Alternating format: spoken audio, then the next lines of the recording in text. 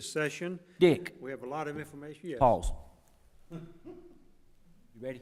So, thank you those that are viewing by YouTube. We just want to greet you to the fiscal 2014 proposed budget meeting with the board. So, and at this time, we will move to Mr. Dick Phoebus, Director of the Bartlett Finance Department. Dick. Thank you, Mayor, and appreciate the Aldermen being here for this session. It's going to be a good session, I hope. Very informative. As the Mayor said, please hold questions at the end of each presentation. We'll have a number of speakers today, so you won't have to listen to me for the full 2 hours, which is probably a blessing. And some of them are better than me. But we'll begin today. The first slide is just an overview of what we'll be talking about today.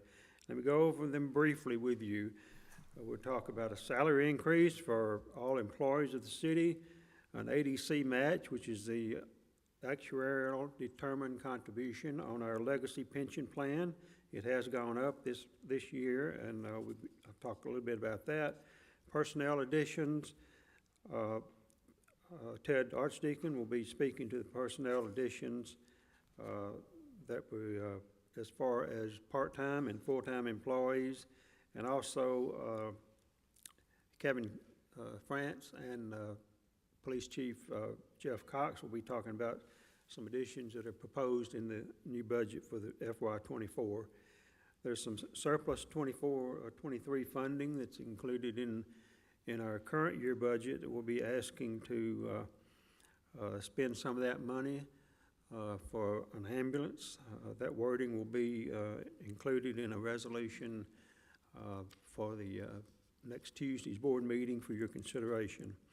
We'll be talking about the Bartlett motor vehicle city fee. It's currently $25. There's a proposal in this year's budget to increase that. We're talking about State Street Aid Fund and how it's going to be configured in the future as far as the revenue coming in, expenditures going out. We're trying to move paving, which has been in our CIP fund for many years, trying to move it to a as-you-go type expenditure included in the State Street Aid Fund, so we don't have to issue debt for that purpose in the future. Solid Waste Fund is a standalone fund. There'll be some equipment purchases that Matt Crenshaw will be talking about as far as what he's proposed for this next year. The other special revenue funds, we'll be talking about those briefly. Water and Sewer Fund, we have some significant challenges in our water and sewer fund in the next few years, especially on the sewer side. John Horn will be talking about that pretty much in detail. General debt service, we'll talk about the revenues coming in and proposed expenditures. Utility service, again, that's service, the fund is under pretty much strained revenue and expenditures because of the increases that the city of Memphis has put on us and proposed increases in expenditures for the sewer rehabilitation and upgrades to our sewer system. Capital improvement program, we're talking a little bit about that. Again, there's no debt for paving included in the capital improvement program. We'll be transferring money out of our utility fund to help pay for sewer improvements, and there will be some proposed debt increase for a streetlight project that we'll be talking about as well.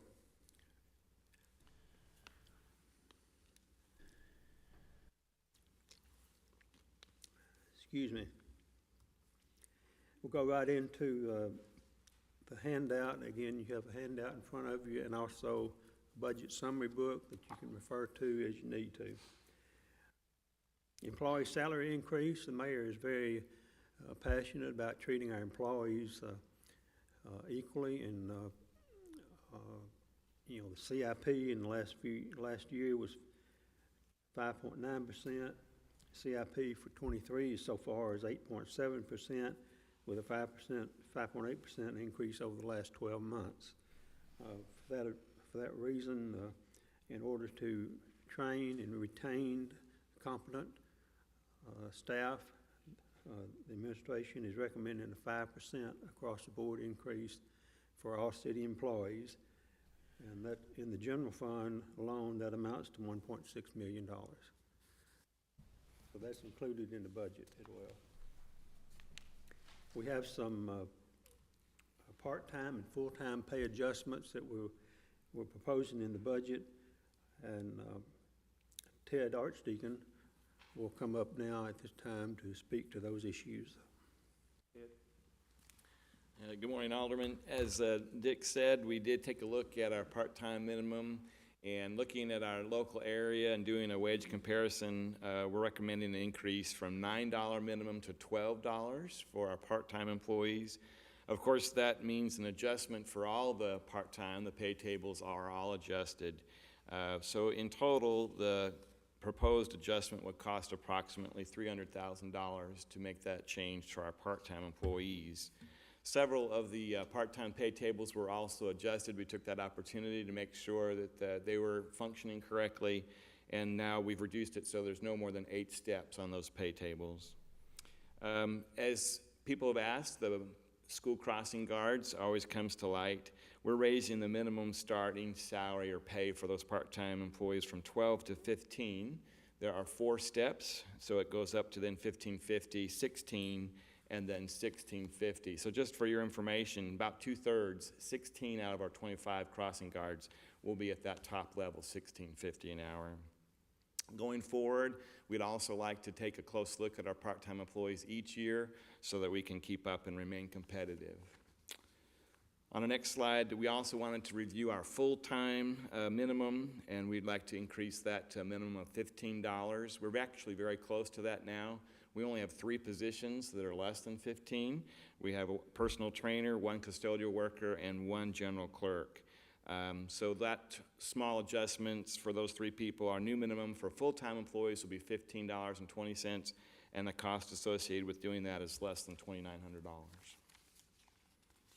Does anybody have any questions? Thank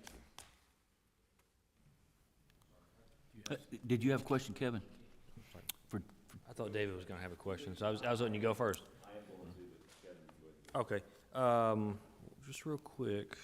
So I think something, I don't know if this may be your question, but when we come to the part-timers, are we going to be able to allow people to work in multiple departments so we can share the part-timers across different departments? So we have to keep them under 25 to 30 hours so they don't qualify under the Affordable Care Act for our benefits. So we monitor that very carefully. So we target. We don't have to not allow them to be full-time employees in a way, working at different departments.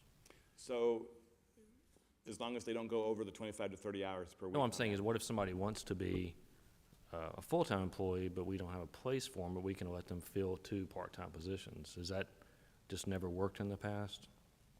We would have to offer them benefits if they're working over the 30 hours. Okay with offering benefits. I'm just saying, as we have trouble filling some of these positions, have we looked at being creative and allowing that? If somebody wants to work at the rec center and somebody wants to work in public works or something like that, could we do that? Because I know we have trouble filling a lot of the part-time positions. Well, the only problem with that I see, and maybe it's not a problem, but once you go from 2 part-timers to 1 full-timer, the cost of that employee goes up significantly because of benefits. No, I understand that, but we have unfilled positions, and I just was asking if that was ever possible. It is something we could look into. I do think that this increase is going to really help us. Our gym workers currently making $9 an hour are going to make $12 an hour. We're going to have a much better chance of finding our folks. Okay, I just know that's been a question in the past. Anyway, Sure. Sorry. Thank you. Yep. Thank you. David? You speaking to this so I can hear on YouTube? Yep. So this may be more of a question. This could be probably for Dick, but I'll ask you this. So from an employee viewpoint, what's kind of our lag in terms of?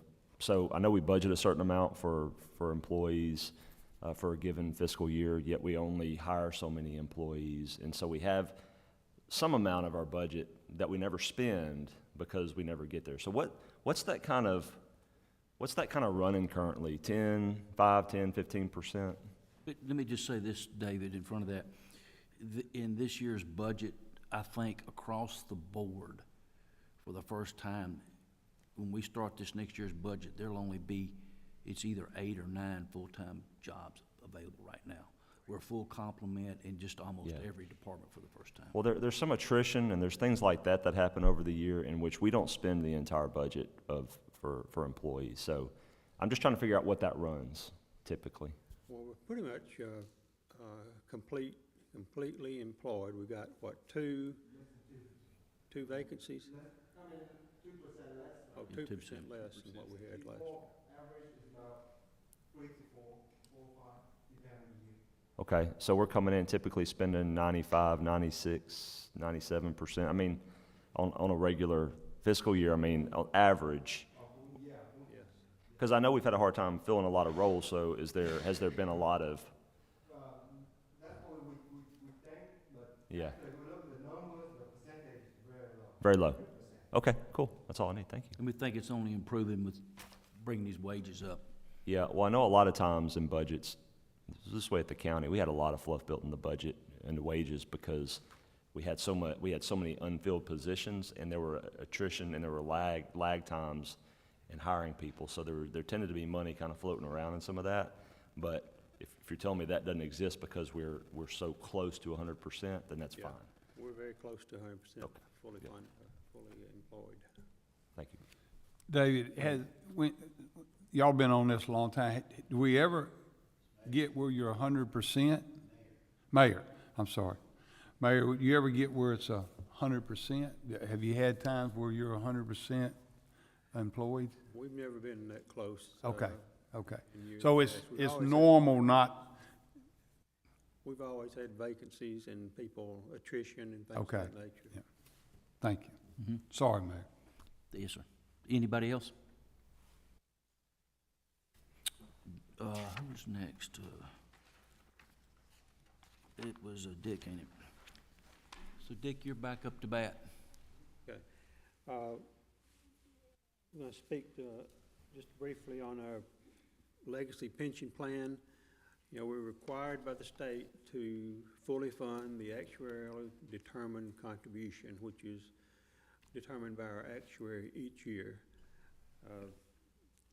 In FY '23, our ADC was $3.4 million, which we're fully funding. And in FY '24, it has increased to $4.8 million, which is an increase of 1.3, and that is included in our budget proposal as well. The increase is due to primarily market conditions. At the end of last year, things just kind of tanked for a little bit. And hopefully, as market improves in the future years, that number will go down. But for right now, we're required to fund $4.8 million, which is $1.3 million more than last year. Any questions on that? So if we can just be clear for the public, the reason why this is going up $1.4 million is because the stock market didn't perform Basically, the stock market. last year. Yes, sir. So we could potentially see as it rebounds next Of course, year. we've had more retirements as well, so pressure both ways. So both ways, More retirements retirements, and poor performance. more pension outgo, and then the markets. All right, cool, thank you. Any other questions? We'll go now to proposed personnel additions, and first one up is IT Director Kevin France.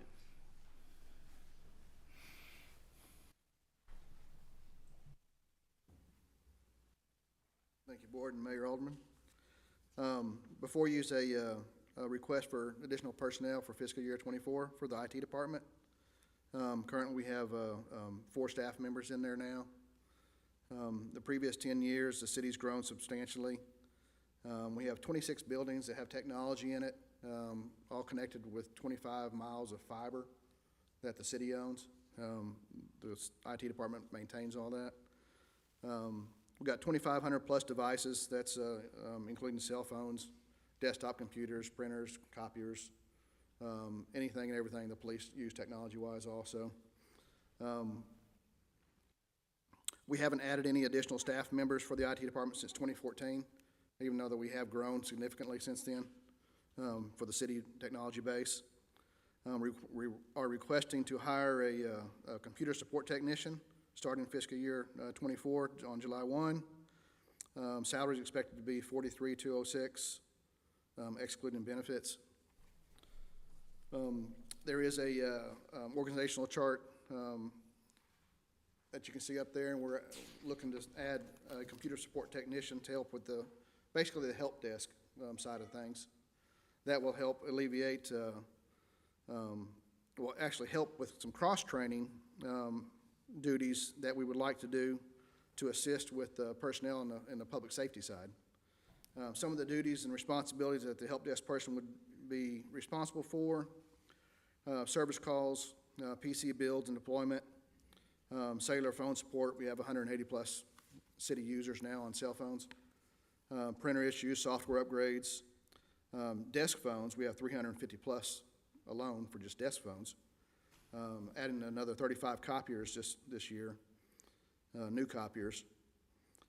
The benefits that the position would help us with is, as stated before, the cross-training. It would allow for some additional help over on the public safety side.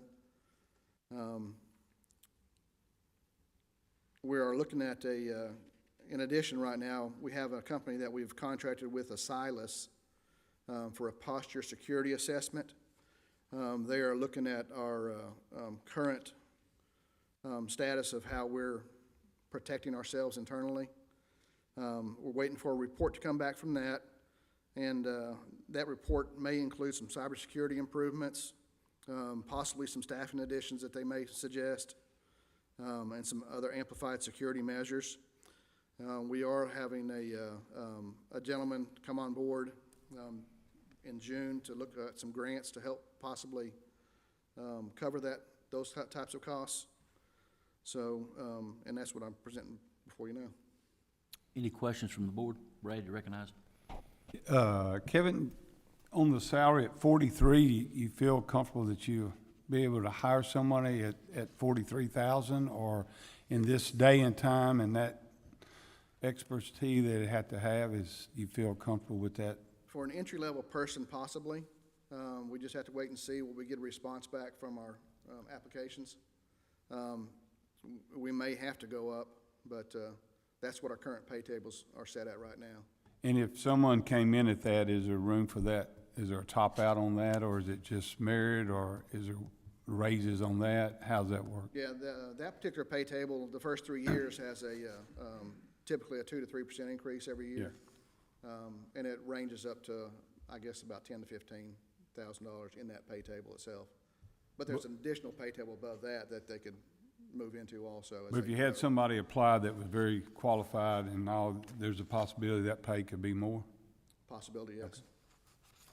Yeah, Alderman King, I'll interject just real fast. I know, Alderman Reeves, I want to interrupt you, and I think Ted could elaborate on this if needed, but there is room to grow in that pay scale. So in the event that he had someone come in who had some experience, we obviously could bring them in. That's the starting salary, so that's what we're essentially putting in the budget, but there is some flex in there, obviously, depending on experience. Alderman Reeves? Yeah, thank you. So, so I know a lot of it. So, from a salary viewpoint, it's not adequate, to be honest with you. Entry level back in when I went. That's my question. When I saw that, I said, that's not. Can you get a qualified guy? He's going to be lucky, and the reason why I say that is because a lot of companies, a lot of folks are really sending baseline computer support to third parties, like bringing in a company that brings in, ETW workforce to handle basic break-fix computer support. So I'm wondering, did you look at that? Was that cost prohibitive? Because 43,000, I mean, I'll be honest with you, in 2002, that was an entry level salary in 2002. So I know this might be hard to staff, but I'm just wondering, did you guys look at maybe outside third party to, because we use them in the private sector for baseline computer support. Yeah, we haven't looked outside for doing contract. Yeah. Because we're trying to be more of a strategic partner with the city.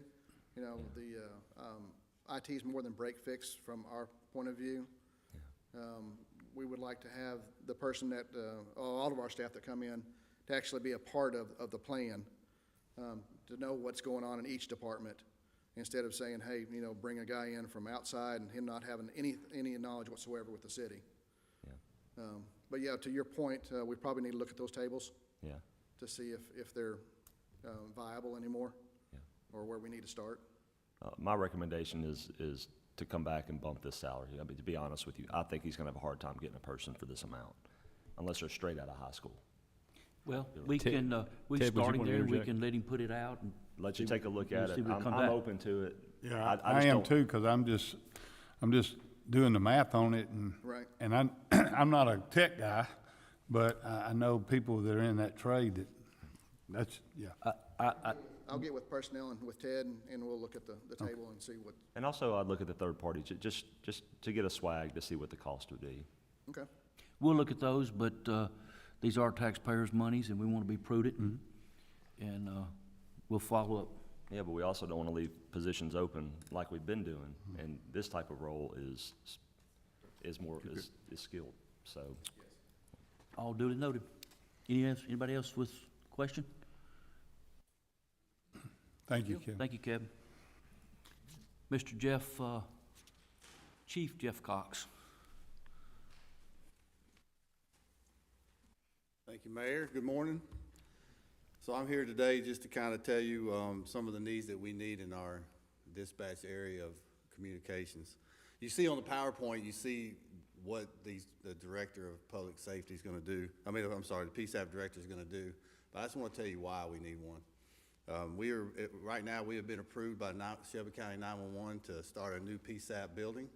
That building will be a state-of-the-art building for 911 and communication. Our groundbreaking will be in a few weeks, which all you will be invited to as soon as we get that. We should start breaking ground in the next couple, 3 weeks, and that project will be finished sometime around July of '24. So in doing so, we have 21 dispatchers in our dispatch center right now, and each dispatcher runs about 5,700 calls per year. Dispatch is the center of what police and fire do. I can tell you that me and the chiefs, all of us are here in the room today. We can all get in a police car and answer calls. We can all get in an ambulance and make medical calls. And we can get into a fire truck and fight fires. But the one thing none of us can do is go into a dispatch center and answer a call and put out a call on the radio. Right now, that is being ran by the policeman. And we want to turn that over to a PSAP director who is a dispatcher. And so in doing so, this director will not only be able to lead and be able to do the functions that the PSAP needs, but they'll also be able to sit into a console and dispatch calls and be able to answer calls and be able to take some of that. We are hoping in the future to get to 25 dispatchers to be able to handle the calls of service that we have. So what I'm asking is today, and we're just kind of wanting to show you the need for that, and give y'all a kind of an update of what we're expecting a PSAP director to do. We hope to start that process in January of 2024, which will give us 6 months into this budget. We'll be on the 6 months tail end of this budget. And so that's what we're asking for the police department and personnel today, and we believe that it's very important that we allow, or we have a PSAP director in this new building, which is going to be something that the city's going to be very proud of. Chief, could you, I don't know if you referenced or not where that building's gonna be built at? Oh, yes, sir. So if you're sitting in our parking lot, in the backside of our parking lot where the police cars are parked, but there's a part of the parking lot between the Sally Port, where we come in and drop prisoners off, and the building where we come into the courts and to the training center. That is going to be positioned in that space. It's going to be 8,500 square feet. That's going to totally redo the parking lot. It's going to have gated access for safety, and it'll be able to. It's really going to improve the whole look of the Justice Center, and so that's where it's going to be located. And you can see it'll have a 50-person training room. It'll have 10 consoles for 10 dispatchers to be dispatching calls at the same time. It'll have everything they need in case there's an emergency or a tragedy happens to be able to stay in that building. Also, could you address that if we're at 21 dispatchers now, kind of elaborate, once the building's built, that we'll probably need to hire additional? Yes, sir. So once the building's built, we will want to try to get to a complement of 25 dispatchers. That PSAP director will be one of those dispatchers. And so in the next couple of years, we would like to get to 25 dispatchers in order to make sure that the citizens have the call volume coming in will be able to be handled by the dispatch. So that gets, we'll open up for any questions. Alderman Griffin, did you have a question? One question, you mentioned that it's currently being managed by a police officer, and that I'm sure that officer would rather go back to police work than managing a dispatch center. What will that police officer then be reassigned to once this manager takes over? Well, the lieutenant is over dispatch right now, and he's doing a great job, by the way. But we will reassign him to another supervisor position inside the department. And so that will take that lieutenant out of that position and put him back into a position inside the police department. Doing police work? Yes, sir. Alderman King? Chief, this thing is funded not with our budget, this is Shelby County's budget, so we're not paying for this building, is that correct? That's correct. It's solely off of Shelby County 911 funds, which comes out of our county taxes. So for the people at home, we're not paying for this, and then will this position most likely be filled within, and then that position would be backfilled for this position? You're gonna try to hire within what you already? Yes, sir. Yes, sir. We believe that we have the best dispatchers and people in the city, and we believe that we're gonna be able to fill this position inside our side, it's complement that we already have, inside our employees. And I'm gonna piggyback off what you said, being a fireman, I can fight a fire, but if you ever go into dispatch and watch them, that is a different breed of people that are the dispatch, and they can make life and death difference in how that's handled. So my hat's always off to the dispatchers. Thank you. Thank you. Chief, do you mind just sharing some of those call volumes too that are around the county, ours compared to some other parts of the county? Yeah, if you really looked at it, and this is just a rough estimate, our dispatcher handles 5,700 calls per year, per dispatcher, 21 dispatchers, and if you look at that, they're actually answering as many calls as a dispatcher in Memphis would do because they have so many dispatchers. And so all this call volume's coming into this call center. Every call that comes into our building goes through dispatch. Every phone call for service, every police call for service, every fire call for service, and every EMS for service. And when we're nobody in any of the suburbs are near what we're doing, and we know that if each dispatcher handling that many calls, it's important to make sure that we have it fully staffed to do so. Yeah. Alderman Reeves? I'm just gonna ask a question for every piece. So on the volumes, I kind of asked this of CAO yesterday. What is the long-term trend of our call volume? Has it been substantial lately, or is it an easy rise over time? Has it been more parabolic? Has it been flat? I'm just real interested in what's driving the need for so many. Well, I mean, obviously their call volume and how many they're handling each, but are we seeing significant increases in calls over time? And do you kind of know what the breakdown or the reason why? I think that the call volume is staying pretty steady throughout the years. It's the problem I think that we've had is that our dispatch hasn't grown. And so as when I know we had 18 dispatchers just a few years ago. We had 18 dispatchers when I started 30 years ago. And so our call volume it's heavy, but it's staying pretty steady. It's average of about 5,700 calls per year per the last couple of years. The problem is that we're doing it with the same amount of dispatchers we've always done it with. But when did it get heavy, or has it kind of always been heavy? You've been around a long time. You're a Barley guy, right? I think as we grew as a city, Yeah. I mean, you're talking about we went from 47,000 people to 60,000 people.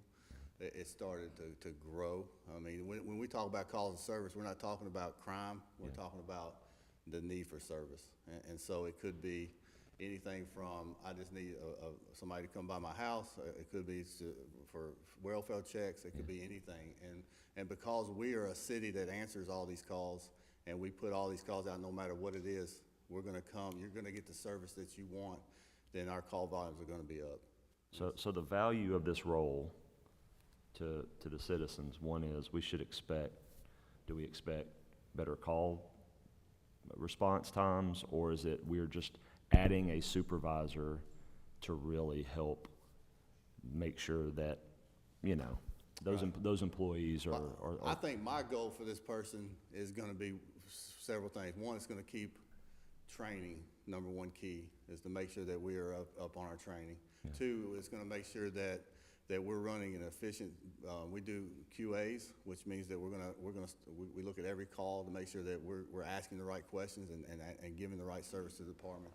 And three, I think it's gonna be something that they're gonna have a dispatcher leading them, and they've never had that. And they're gonna be able to know what they need, and they're gonna know what the city needs to be able to make sure it's successful.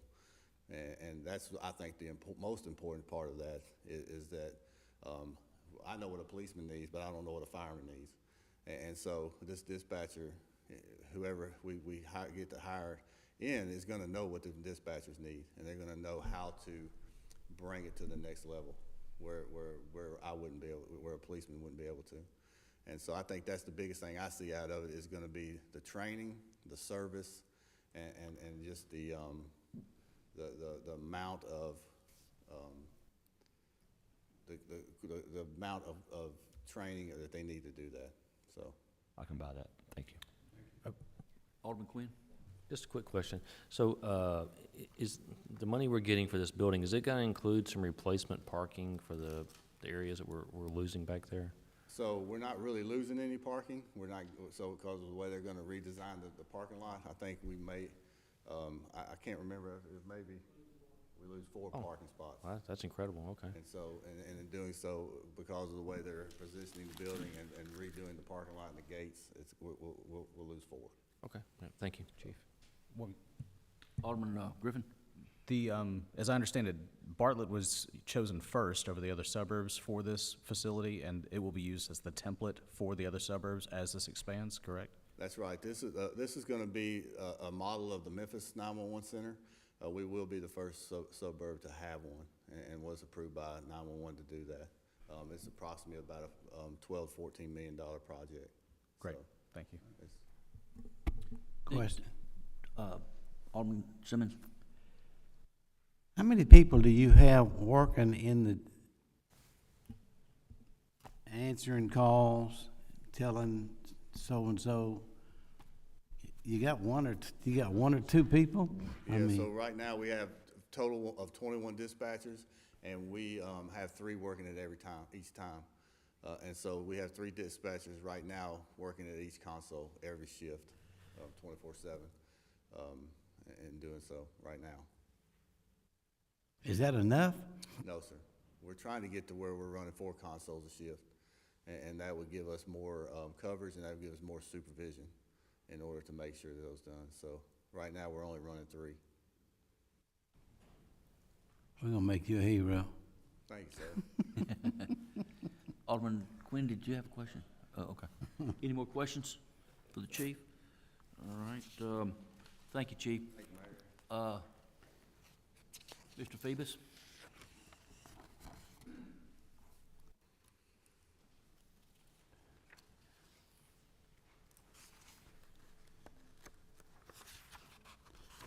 Thank you, Chief, for that presentation. The next part is talking about the transfers out. If you'll look on page 2 of the general fund summary, bottom third of the page, you'll note that we do have some transfers out from the general fund to other funds for specific purposes. I'll briefly go over these transfers. When the school system was created in 2014, the city was required, based on state law, to provide an equivalent of 15 cents on a property tax rate to help fund the schools. At the time, that amounted to $1.737 million, And we have been providing that to the school system each year since it was created. There's no requirement that this be increased. It can be decreased under certain circumstances, but we've never gone in that direction. So the funding remains at $1.73 million for this FY '24. The other transfer out to this is really to Shelby County Board of Education. We transfer it to the schools, and they pay the Board of Education.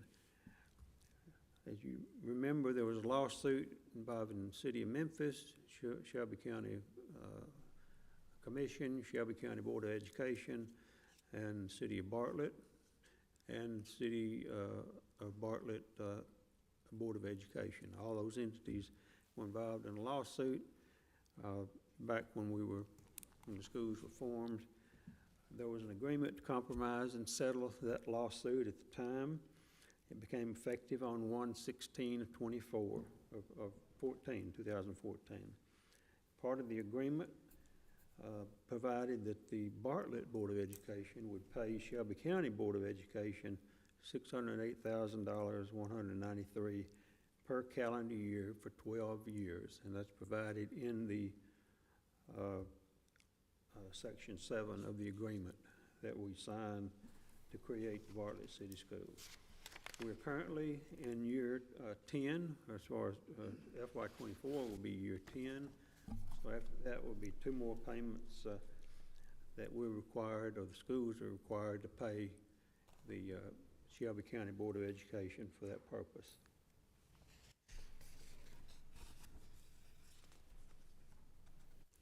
Other transfers in the budget document include transfers to the Debt Drug Enforcement Fund for the DARE program, $33,000 for this program for that purpose. Transfer to the Drainage Fund, we currently transfer $100,000 each year to the Drainage Fund. And if you look on one of the pages as far as the Drainage Fund in the budget, on page 12, you'll note that we've been spending fund balance in that for the last several years and continue to do that in 2024.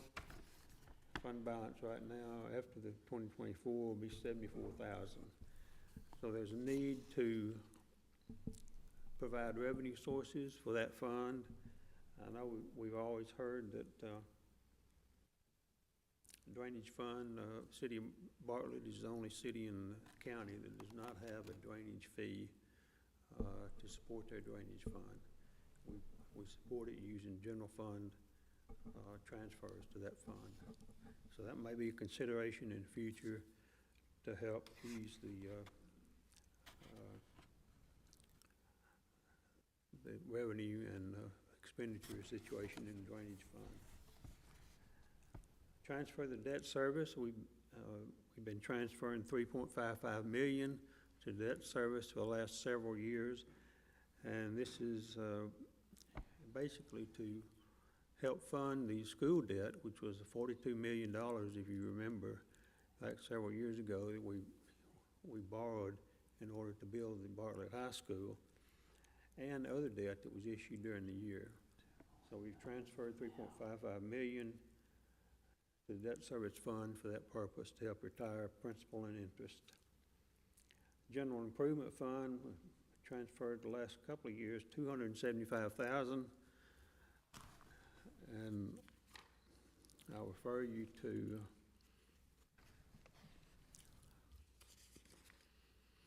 page 8 of the budget summary.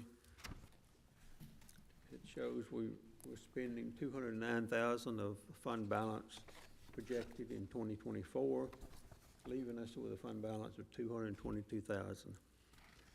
Expenditures have continued to go up in that fund for computers, maintenance agreements with software companies, and it will likely continue to go up in future years because of technology advancements and the desire to maintain current technology for the city of Bartlett. So that's another area that future boards may have to look at as far as how do we fund the general improvement fund. We also have a transfer to the Bartlett Station Commission. It's been $80,000 the last few years. This is, the Station Commission meets monthly to promote small business in that area, in the Bartlett Station area, provide incentive payments for leasing space, facade improvements, and support Bartlett Chamber personnel at farmers market and other events that the chamber puts on. Do you have any questions in regard to those transfers?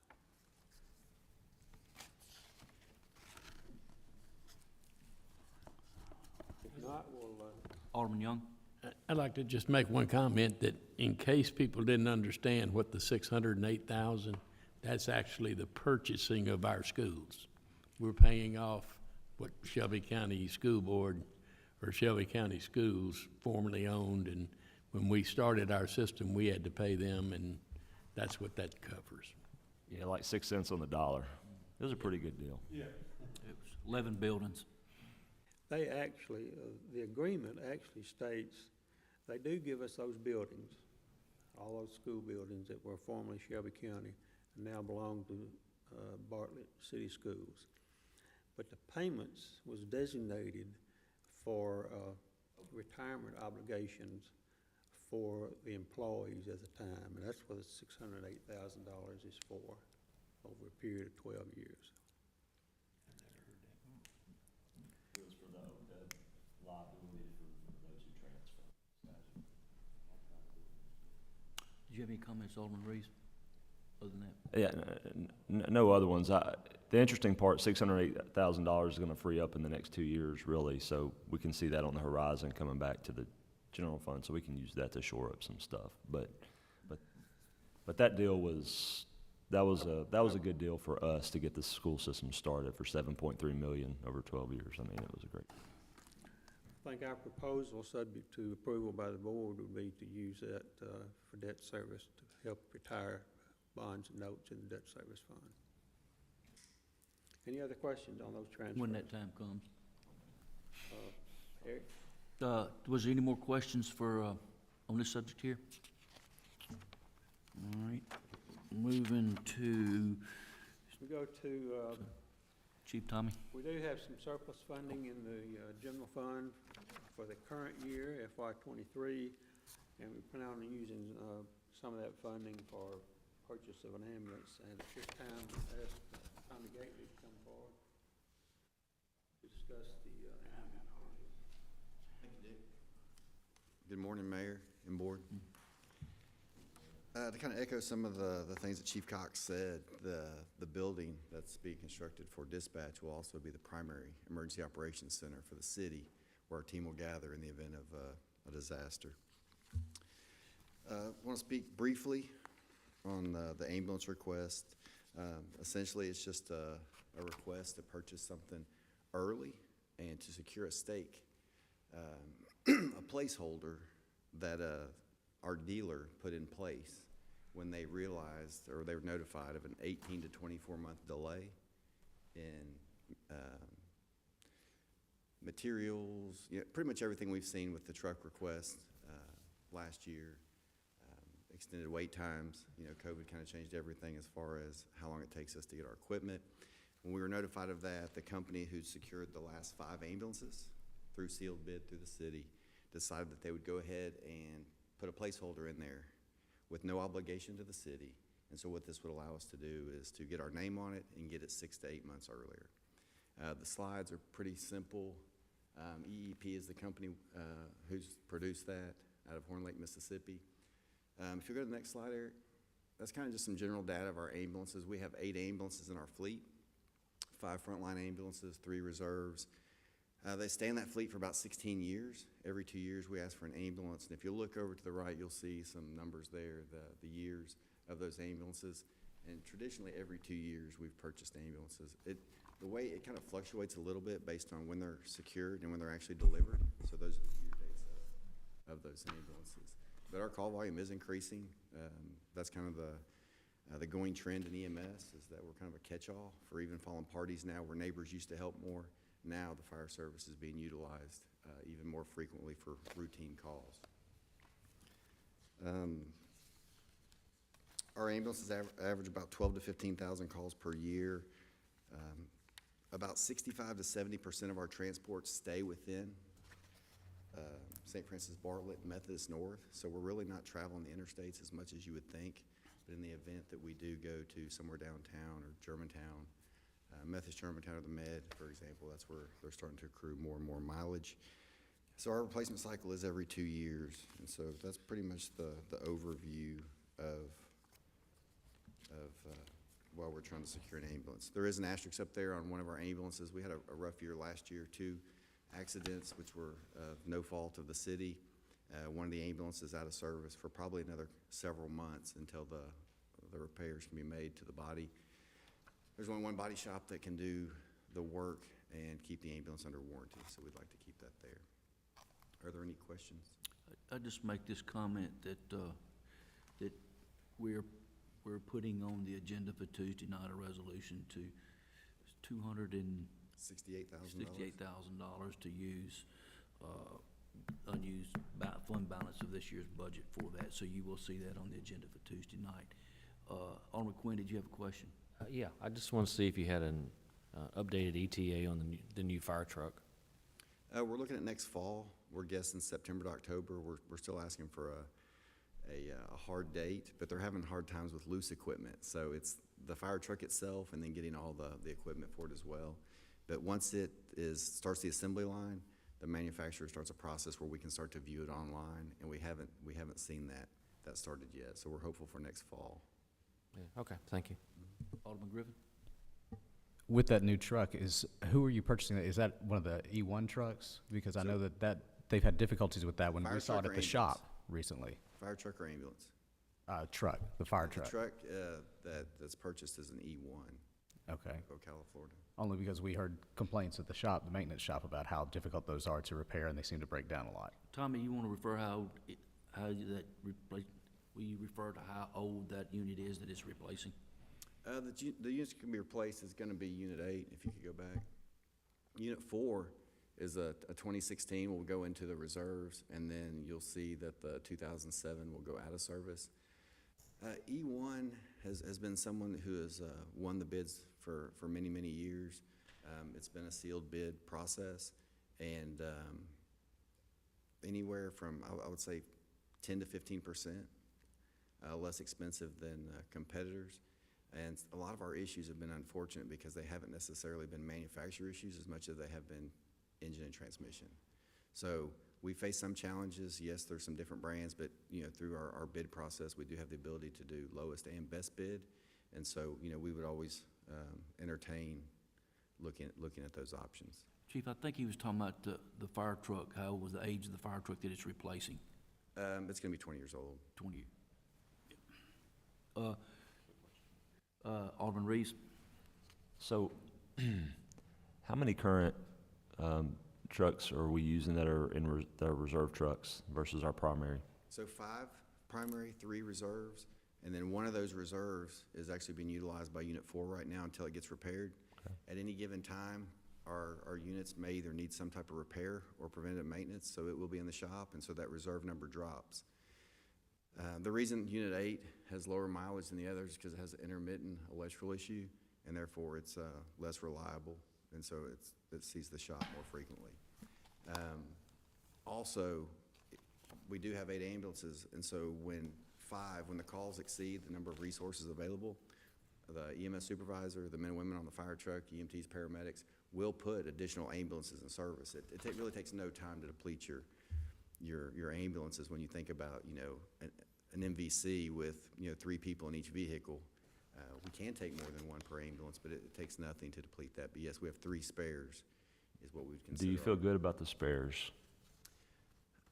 It's not a trick question, Tommy. It's just we've seen things happen with people driving reserve trucks in other adjacent cities. Definitely. And I just want to they're make not sure as safety-wise. reliable as we'd like, but the trend has been the every 2-year purchase. One of the things that we've seen is they're less reliable. They do spend more time in the shop. That's why they essentially are moved over. So no, they're probably, they do pass an annual inspection. These are certified mechanics that look at them. The state also regulates the requirements for them based on age, mileage. Some cities even go by hours. But our replacement cycle is longer than any other city I've referenced. Anything we can do to help that? Past what we're already doing? So- Because to me, safety, and I know we all take safety very No, seriously. And it's something that we, probably about 5 years ago, when we swapped manufacturers, when you see the two 2016s up there, Yeah. someone secured one of the bids that was unable to produce. We swapped companies, and they actually produce a higher quality box that may produce the opportunity for remounts. That the safety features are there. It's an all aluminum box. There's no wood in it. So it may produce the ability to save anywhere from probably 15 to 20%, maybe even 30, depending on where we're at with Yeah. the supply chain. But there is hope that one day that we can shorten that gap a little bit to make sure that we're in better equipment. Thank you. Alderman King? One thing people don't realize, sometimes every call they make, they don't transport. They make a lot of calls in the unit, and then they don't end up 6,200 medical calls last year, and we transported 3,700. How many? 3,700, Out of how many? 6,200. Okay. And that's not including fire calls. That's just medical calls where we assisted and didn't transport. And Tommy, are those reserve units fully They are, equipped? they're ready. Chief Webster I and I mean, can put one in few service few now. items, the drugs, and a few items. No, they're all ready to go with cardiac monitors, cardiac drugs. Lucas So devices, they're- fire truck can go by and get that and get on it and go. Okay. Yeah, we do paramedic intercept as well, where, someone can grab the ambulance and meet them on scene. Yeah. And another company can respond. So Right. we have those. That's good that they're staffed, because Yes, a lot of people don't, takes them 3 or 4 hours to change over and all that. They're ready to go. Yeah. Computers and all. It's, being one of the first suburban cities to do an ambulance program, it's taken us a while just to get an ambulance in all 5 stations. And we only was able to get to an ambulance in Station 5 just, In 2018, Station 2 was the one that y'all added that allowed 1 ambulance per station, frontline. so, very proud of that fact. Is there any other questions for Chief Gately? Let me follow up on Chief Cox talked about the new building and the PSAP. Was it director or manager? It was whoever's going to be over that. Increased efficiency is what I believe that we'll see as a result of that. And going through our ISO processes and the many different things, dispatch is just a critical part. I do believe that ambulances, fire trucks, and police officers will be dispatched even quicker as a result of the increased technology from the building, and then likelihood of just the nature of having somebody with oversight specifically to dispatchers. Just FYI for the new guys, our EOC now is currently in what some would call the large boardroom across the hall, and I'm very excited about being able to move that to a state-of-the-art facility over there. So, is there any questions from anybody else? Thank you, Chief Gately. Thank you.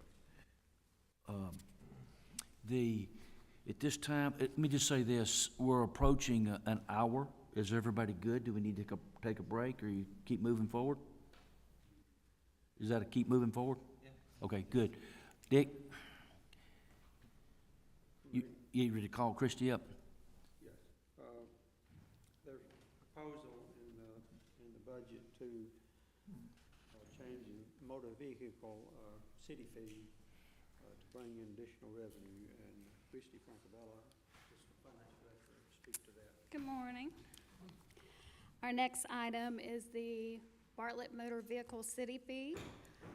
This item, as you can see, has to do with motor vehicle registration renewals and new registrations that are done through Shelby County Clerk's office and then remitted to us. Currently, our fee is at $25, and it has been at $25 since February 2008. So we have not increased that in 15 years. We do propose in this budget that we do increase that by $10, and that puts us more in line with our contemporaries in Germantown and Collierville. As you can see right now, we are the lowest out of that group. Ms. Christie, would you want to kind of give an explanation too about when people purchase their tags, the way those fees are broke down and the total cost of when you actually purchase a tag and the makeup of how you get to $106 or $117? Yes, sir. When you register a new vehicle through Shelby County Clerk's Office, Shelby County charges the registration fee, the title fee, and then the wheel tax. Layered in with that is the city fees. So Bartlett's is $25 right now. We're proposing we increase that to the $35. And then renewals, the same except minus the title fee. So in short, Yearly fee. in for short, private this vehicles. is not an increase in a wheel tax, which we have nothing to do with. This is an increase in the city motor vehicle fee. Yes, registration, title, wheel tax, all are levied by Shelby County and stay with Shelby County. So, just so we're clear that this park, there's any, well, that was it. Any questions for Christie from the board? Alderman Reeves? If we can dig into this just for a second, because I know while it's not technically the wheel tax, it comes out with the wheel tax. It's a very unpopular tax. I mean, it just is. Because originally, I believe the wheel tax was put in place to fund specifics around education, if I'm not mistaken.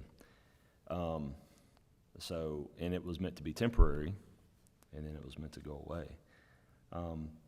So, I guess my question is,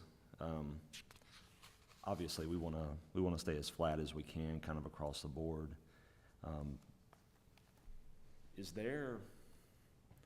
This is going to generate $470,000. If this doesn't get approved, what's getting cut out of the budget? And I'm not saying I'm not going to vote for it, I'm going to vote for it, but this is a heavy lift. I believe it's almost even harder than property tax, to be honest with you, because this is such an unpopular tax. So what is your thought? If we don't approve this, what does it do? What are we going to cut out of the budget? So We would, we could pull, yeah, you can, Steve. So I'll elaborate just a little bit. There's a couple of slides that are going to come up, so not to like put the cart before the horse. Yeah. But there is a plan here. So, and once we go forward here, I think John's going to come up. We'll talk about some paving.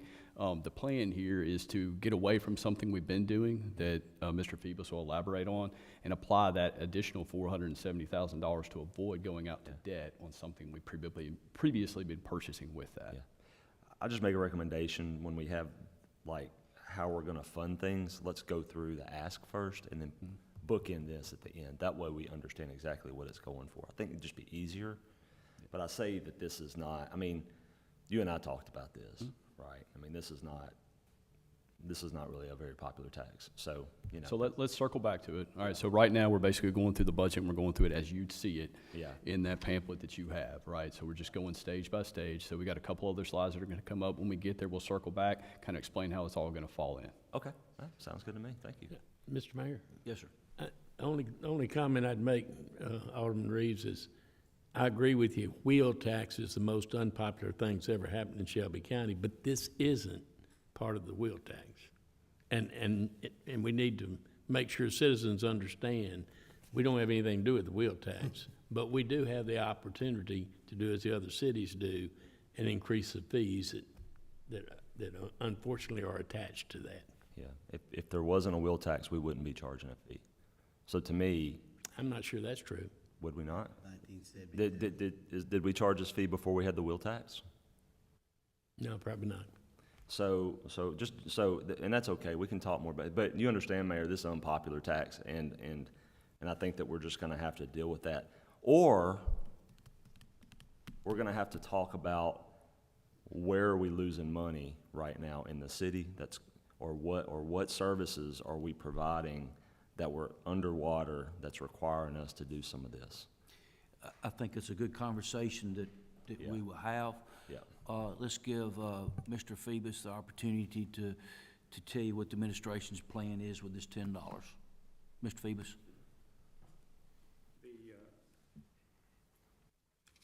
If you look on page,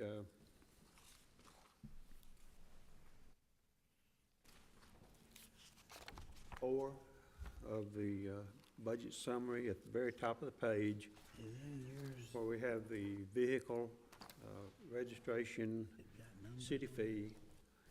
You've been collecting about $1.2 million a year from that fee. And the proposal is to increase it, the $10 will bring in an additional roughly $470,000. So for 2024, the vehicle registration fee will be $1.7 million. Now, after the first year, we propose to transfer that money to, I believe, the State Street Aid Fund for use for paving. And we want to do that to get away from having to borrow money every year for paving projects, which obviously includes interest on the debt. And I mentioned earlier, interest on a debt from paving over the years is about $12 million. So if we can eliminate the interest just on the paving projects that we have, that's $12 million to the good that we can apply toward pay-as-you-go type funding for paving projects. And that was the intent proposal that we're trying to do here, increasing the auto registration fee by $10. You see, we're not really out of line with other cities in the county. Collierville and Germantown already charge 25, Millington 30, Memphis 30, present time. Yeah. So we're not really out of line with what other cities are doing. And from our perspective, we can use that to eliminate debt, a lot of interest on the debt that will go toward paving city streets on an annual basis. And that's the thinking behind increasing that. So if I could, Mr. Mayor, fantastic explanation. So right now, we're issuing debt to pay, but primarily because the gas tax collections that the state's taking in over time is not. Gas tax collections are kind of stagnant. They're stagnant, right? The gas tax is based on the amount of gas imported into Tennessee, not purchased at the tank. So, you know, in a period of people not traveling, Right. down economy, whatever, gas tax revenue decreases on an annual basis. Hey, Dick, this may help Alderman Reeves, that, so traditionally, this slide here tells us the debt we've been issuing to pave our streets with, that we're trying to be so, stop being so dependent on issuing bonds to pay for this, and try to get a recurring revenue source in here that we don't have to go to bonds. Dick, if you want to elaborate on this slide right here and what's been paid and how we've been paying for street paving. FY 2012, you can see we've borrowed over $23 million to issue for paving of streets in the city. And you know, that's pretty much the annual paving budget for the city. But in addition to the debt issued, once we pay it back, we also pay $12.3 million, or almost $12.4 million in interest. So we're trying to get away from doing that. You know, you can't borrow your way into prosperity sometimes, but cities always have a need to borrow money for certain projects. But we're trying to eliminate that and do a pay-as-you-go type activity in our State Street Aid Fund to supplement the gas tax, to allow us to use those taxes to pay for paving. And you can think of the registration fee on an automobile. People use the automobile. They travel on our city streets all the time. So that's really for the benefit of every citizen that uses a vehicle to travel on our city streets to help us with the paving projects so we don't have potholes. And, you know, you can think of it that way. And I know people say wheel tax. You're right. It's unpopular. They don't like it. I don't know how we get people to change their way of thinking. This is not a wheel tax, it's a registration fee, which other cities have, just like Bartlett. And it will be used for a good purpose, paving streets. So guys, just a second, because I know you're kind of getting confused because we pulled this slide up and it's not next in line, and we can come back and visit that. But in short, you can see that we've been spending anywhere from $2.5 to $3.5 million a year through the years there, the past several years. And so let us, before we talk any more about that, Dick, because we'll take more questions on that once John, we can come back to this slide once John gets through. So let's let John come forward right now, if you would. And we'll be back right on your slides, which is the slide next behind the gas tax overview. And John wanted an hour and a half. We trimmed him back to 5 minutes. It's an hour and 20 minutes, I think. We'll get you to. Good morning, Mayor and Board. Thank you for the opportunity to serve. And I think the next slide that I've got before you is our proposed citywide paving plan for beginning July 1st. We've got 4 different areas on there. I think the second slide is, as you kind of zoomed in, so those areas include Area 1, which is East Briar. That's on kind of off of Yale Road between Elmore Park and Alturia. Area 2 is Shira Drive, which is off of Old Brownsville Road and Galen Ridge subdivision. Area 3 is over near Yale Road and Old Brownsville Road, Craigmont Drive, Peyton Randolph, that subdivision over there. In Area 4 is Rocky Ford Drive, which has been rough shape for a number of years because we extended a 16-inch water main through there a number of years ago. And so historically, Public Works and Engineering, we've kept a list of all the city streets and I'm going to say the pavement condition, I'm going to use that phrase, pavement condition, of our streets. And every year what we do is we go and we drive the city. We have 2 staff guys that drive the city. And we have about 300 center line miles in Bartlett. So that's very time consuming. And they do just a visual assessment with their eyes. These guys have really good trained eyes. In assessing the streets, we get input, as we always have, from our Public Works Department, and of course final direction from our mayor as far as which streets come next, with one goal, and that is obviously that our worst streets get paved next. And so these are the streets that are we're proposing in the FY24 budget beginning July to get those streets repaired and paved. Of course, we also get citizens' input as well on these streets. Also, in addition to that, on slide 3, we also have what I would call some of our long-term projects.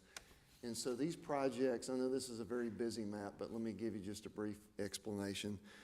For the last number of years, we have been applying for federal dollars for paving of streets and road construction.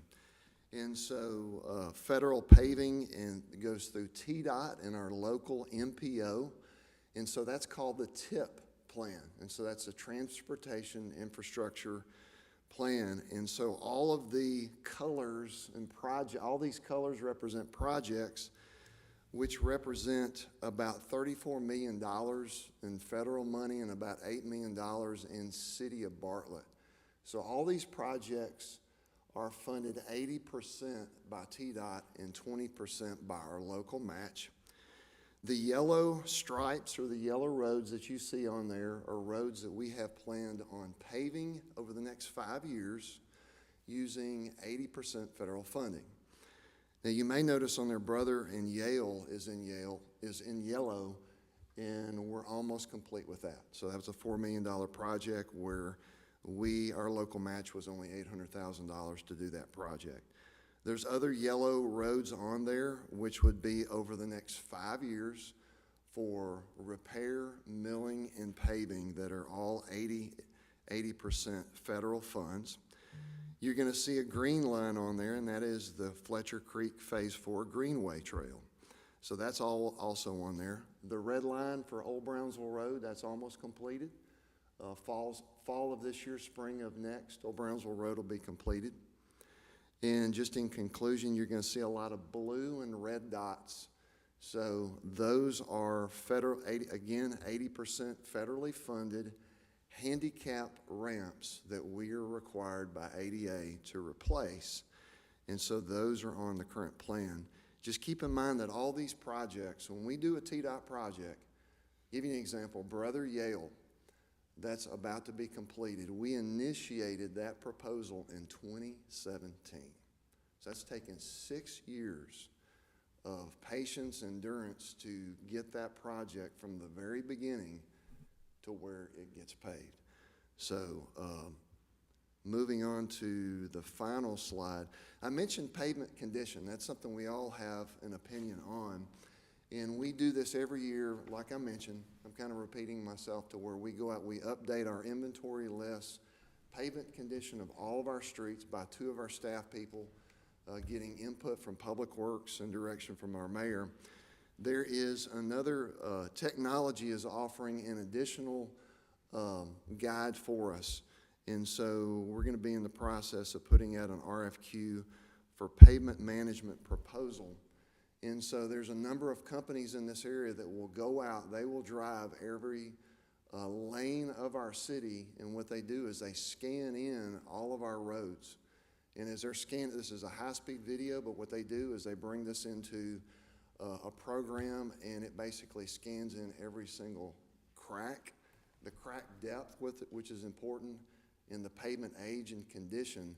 And they do a full mapping system for us for the city that gives us a pavement condition index. It rates the whole city and the streets, and then also gives us some additional battle plans or some additional proposals for how to repair that in what years in the time to come. So we feel like this is not going to replace us driving the streets. We'll still do this, but we feel like this gives us an unbiased and a little bit more in-depth information on our pavement condition.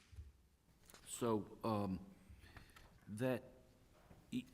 in essence, you can see that the budget has $2 million worth of paving that was on one of those other screens back there. And, we're fixing to go out and put an, RFQ for what John had just said. And, so we're kinda, this year, we're proposing a $2 million, repaving under the places that John just pointed out. And by this time next year, we'll have this evaluation, and then we can do some long-term planning and have something that I really like. It's not biased. It's got yeah. So then we can kind of make sure that what we thought was priorities, that they see something we didn't see, so that going forward we can have a better plan of what we need to do and how we need to address it and what the priorities need to be. So while I have John there, because I think the next slide was Dick that we were, oh, you taking over the rest? Okay. So while we have the city engineer up there, is there any questions from the board, Alderman Griffin? One question. You mentioned that company that's doing the street scans. How often will they be scanning? It's a 3-year maintenance report, so are they scanning it every 3 years, or is it annually, as the roads may change since the last scan? What we'll do, once we select a consultant, within about the first 4 or 5 months, they will go ahead and scan the entire city. Mm-hmm. And then they'll basically create a dashboard. We'll have some meetings with them, opportunity to ask questions. And then they'll provide that information to us on a dashboard to where we can look at the city. You can click on any single street, and it'll give you the pavement condition and a recommended repair plan for that. And we'll have that at our access for 3 years. It is a 3-year contract where we have access to that information. And at the end of 3 years, they want you to update that contract with an additional fee, and then they go back and rescan other streets. Okay, so they just scan the once for a 3-year period then? Yes. Thanks. And the scan actually, Alderman Griffin, it's that condition, they grade it from a 0 to 100. Right. 0 being a failure, 100 being perfect. And so that kind of gives, we had a similar grading system, but it's 1 to 5, but this gives a little more in-depth perspective on that. Kevin, I'm sorry, Alderman Quinn. Okay, so, not to put you on the spot, but Old Brownsville. So When is it gonna be finished? Yes, when's it gonna be finished? And we need the exact date and time, sorry. It's, the contractor's anticipating by the fall. I think that's very aggressive. And so, when you ask, when I get asked that question, I always tend to think worst-case scenario. I think more in terms of spring, because construction projects always end much later than you always think they will. Well, I mean, I know there's been a lot of surprises out there, you know, lift stations and stuff like that. But the second thing, and I know we've discussed this before over the way it worked in the past with this wish list and getting, you know, waiting for TDOT funds and stuff. But, you know, I don't know how much longer Elmore and Elmore Park can wait before it just disintegrates. I mean, that's, I don't know if y'all, but it is really bad.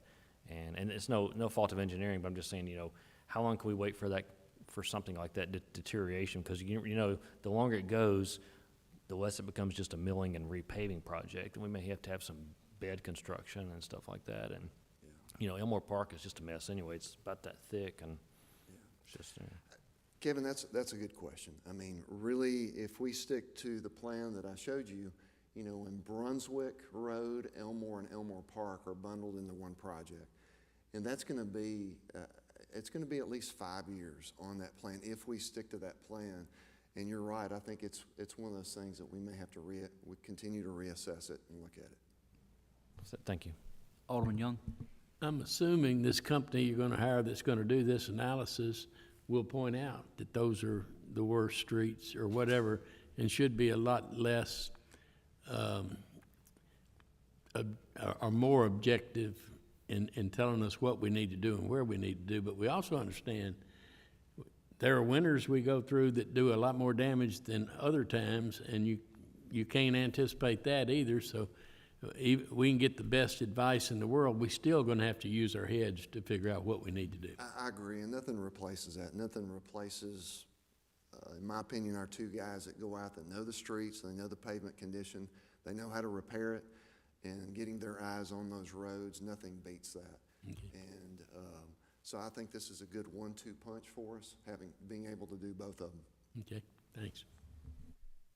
Any more questions for city engineer? Thank you, John. So I'm gonna try to bring all this together.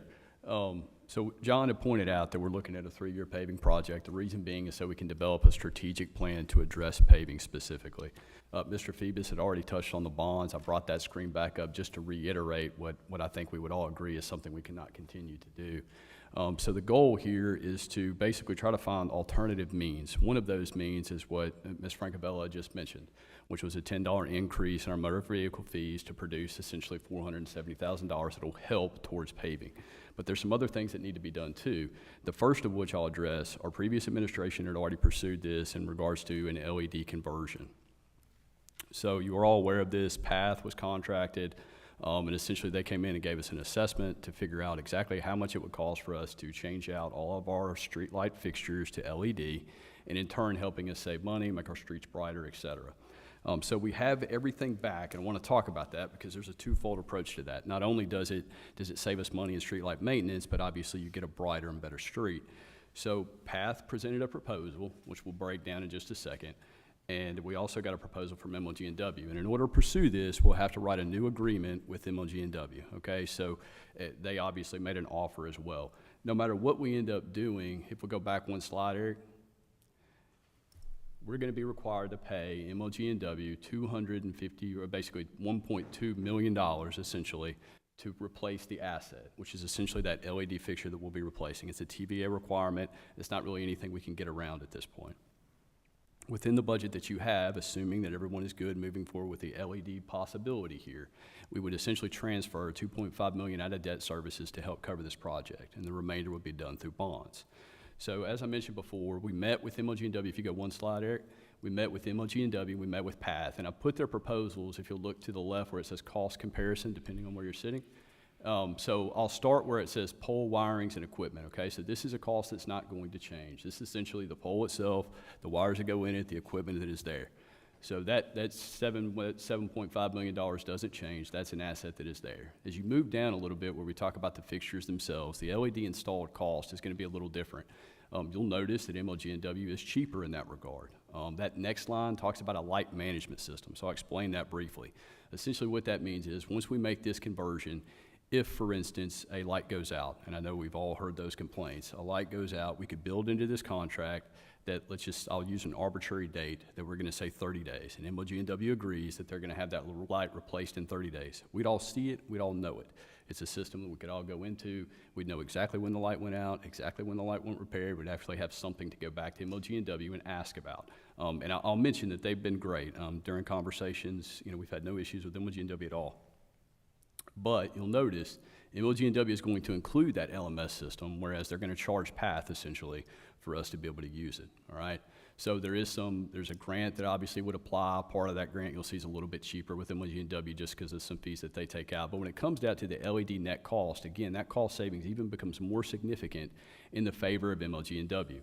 However, if you come down just a little bit, this is where things differ. So for one, once those depreciated assets, essentially those LED fixtures go in place, MLG&W would require us to pay 10.41% maintenance on that depreciated asset. So, which essentially means that we would be paying $437,000 annually in order to keep those lights to maintain them. The PATH model obviously doesn't include that. We would pay that up front. You'll also notice the annual energy costs are different, and I'll explain that just a little bit.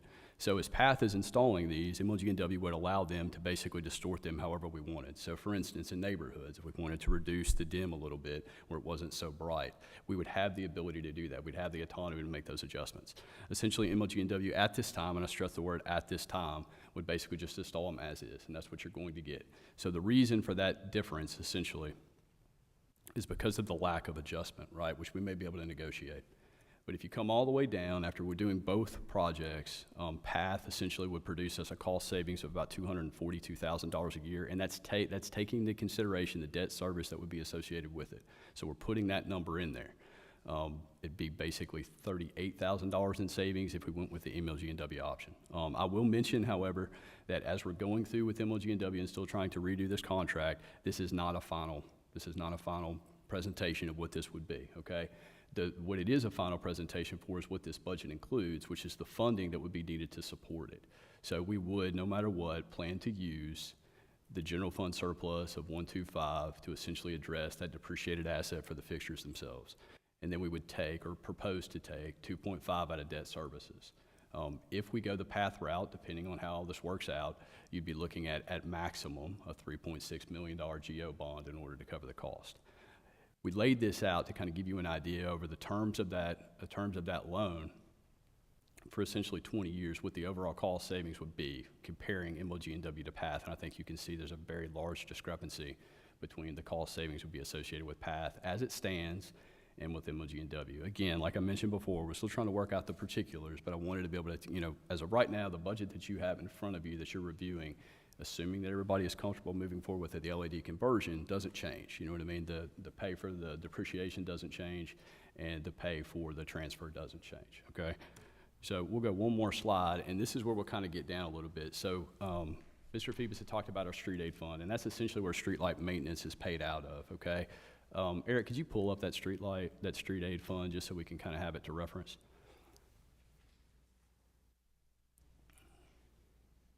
So I want you to look at the FY23 request projection first, and notice how this is really a suffering account, right? So we got to do something to replace it.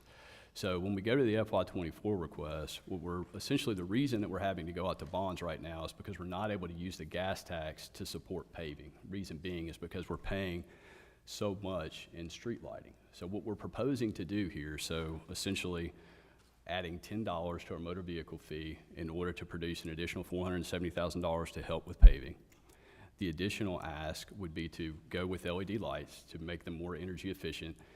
In this account, and the reason I say this account is because after this year's a little different because, take into account that you got to change over, they're changing things out. It's not like it's going to be done July 1st, you know what I mean? It's a project that might take a minute.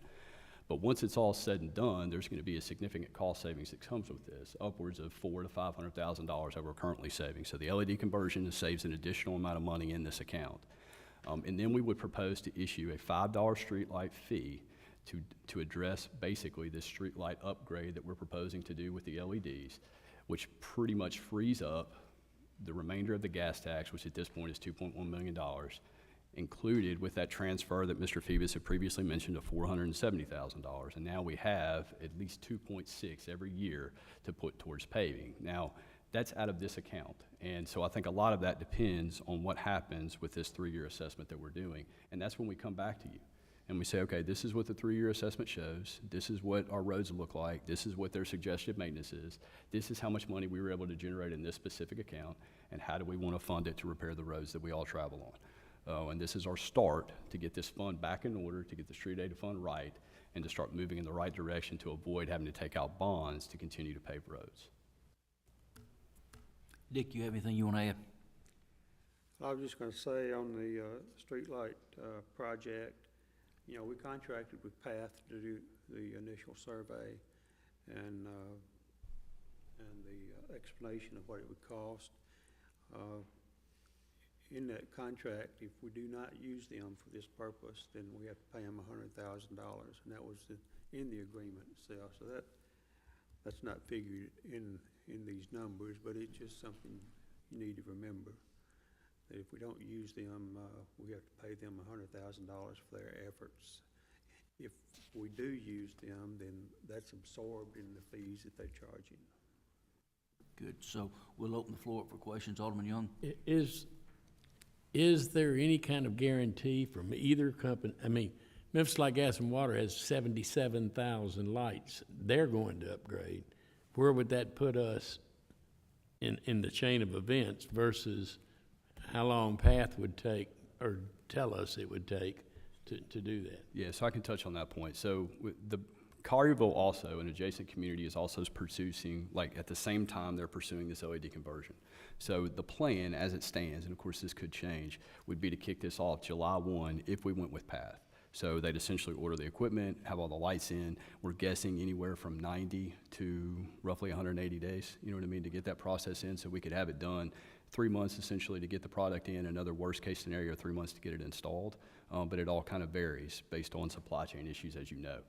We would like to be able to pursue that with Collierville because we think it would cut down on some of the overhead as far as purchasing the equipment because you're making a larger purchase. MLG&W, we asked them that same question. They said that they thought they could begin pursuing this option in Q4 of this year, and they believe that it would only take a few weeks to get it completed. But again, we haven't moved forward with that. At this point, it's kind of in limbo. We're still discussing that annual investment cost that I mentioned with MLG&W and kind of going back and forth. So there's still some fine tuning that has to be done. But at this point, I think it'd be fair to say that we'd get it done quicker with Path. We'd start seeing cost savings faster with Path. But again, the overhead is just going to depend on this final kind of as we negotiate further. I believe there'd be some safety and security added to the city by having these brighter lights with the car break-ins and the car thefts. I got to believe a brighter neighborhood or parking, whatever, is going to add value for the citizens of Bartlett. I think it's something we really need to do. I think it's something, Jack, that if we pass on, that sooner or later we could be forced to do it. I agree. At another price. I'm sorry, Alderman Griffin? And this also includes the same lighting within the parks as well, not just streets and neighborhoods, correct? Yeah, so this would include all parking lots that are in our parks, also all the walking trails. The only exclusion here would be sports lighting at this point. Everything Right. else would be included. Which I think that's an important point to make as well. Thanks. Alderman Quinn? Hey, okay, so, I was there for the Path, we were there for the Path discussion last year, but I can't remember how long the contract was. Do you remember the length on that and what guarantee we had if Path goes out of business, that we would still have all these agreements in place with somebody? Well, as it stands, the only thing Path would be doing at this point would be installing those fixtures. Yeah. Once the fixtures are installed, we would actually pay for some bulk supplies that we would give over to MLG&W, but the maintenance falls back in MLG&W. So as soon as Path were to complete this, so assuming they don't go out of business in the next 6 to 8 months, they've completed the project, and now it's back to MLG&W because they're still providing the electricity to run these lights. Right, and that's part of the, sorry, that's part of the maintenance agreement we talked about. That's correct. 10% a year or whatever, That's whatever it correct. is. So that's them maintaining it. So we're just paying Path for quicker installation, more of a guarantee of installation. That's right, and also to reduce that annual investment cost, that 10.4% that we're now paying on those depreciated assets, it essentially wipes that out because we're paying for it up front. Right, okay, thank you. It just keep in mind, these are the numbers that we have right now. We're still in negotiation with them. So, negotiations are ongoing. We're still getting some information back from Light, Gas, and Water, so, we think this is what as of today, we think these are the numbers we have as of today. Alderman King? So, Mayor, Dick, if we use Memphis Light, Gas, and Water, you really gotta add $100,000 to their, because we'll lose $100,000. So their fee, so $100,000 would be added to their cost if we used them. Yeah, and it's my understanding, you think Memphis Light, Gas, and Water, they have a third party that's actually doing that for them. Okay. And in that discussion too, there's 77,000 lights. They started down in Westwood and getting good feedback from there. And I can't remember, I think they had 3 or 4, yeah, in downtown around the FedEx Forum because of that. But they're talking about adding additional crews and bringing additional crews in to beef up to get through that quicker. That would help. How quick those additional crews can come in would determine how quick on us. Robert, Alderman Griffin. You mentioned Memphis has got 77,000. How many do we have? 8428. 8428 to top up there. Great, thank you. Can I just ask one question for clarification, if I could? So this basically is gonna be $60 per year per house, right? And it'll be affixed to to basically their water bill, right? Yes, sir. How do we keep, Just a second, Dave. Did you say it'd be affixed to the water bill? is it the water bill? Yeah, it'd be on the Okay, water. all right. Yep. So my question is, we all pay for MLGW. We pay our bill every month, and sometimes it's exorbitant, and sometimes it's, decent. How do we reconcile the fact that we pay MLGW for service and lights and all that, but we're having to pay Bartlett an extra $60 a year for lights? You see what I'm saying? We're gonna have to be able to reconcile what MLGW provides and then what we're providing. Do we own the light fixtures? Or are we just upgrading the light fixtures on the pole? MLGW still, at the end of the day, owns them, but we're basically billing them separately. Yeah, so Eric, if you go back to that slide that showed the comparison, I'll kind of break this down just a little bit to make sure. So the poles, the wirings, the equipment, that's MLG&W's, Yep. right? And they require us to pay 10.41% of maintenance on those poles, period. So that's where that maintenance fee comes from.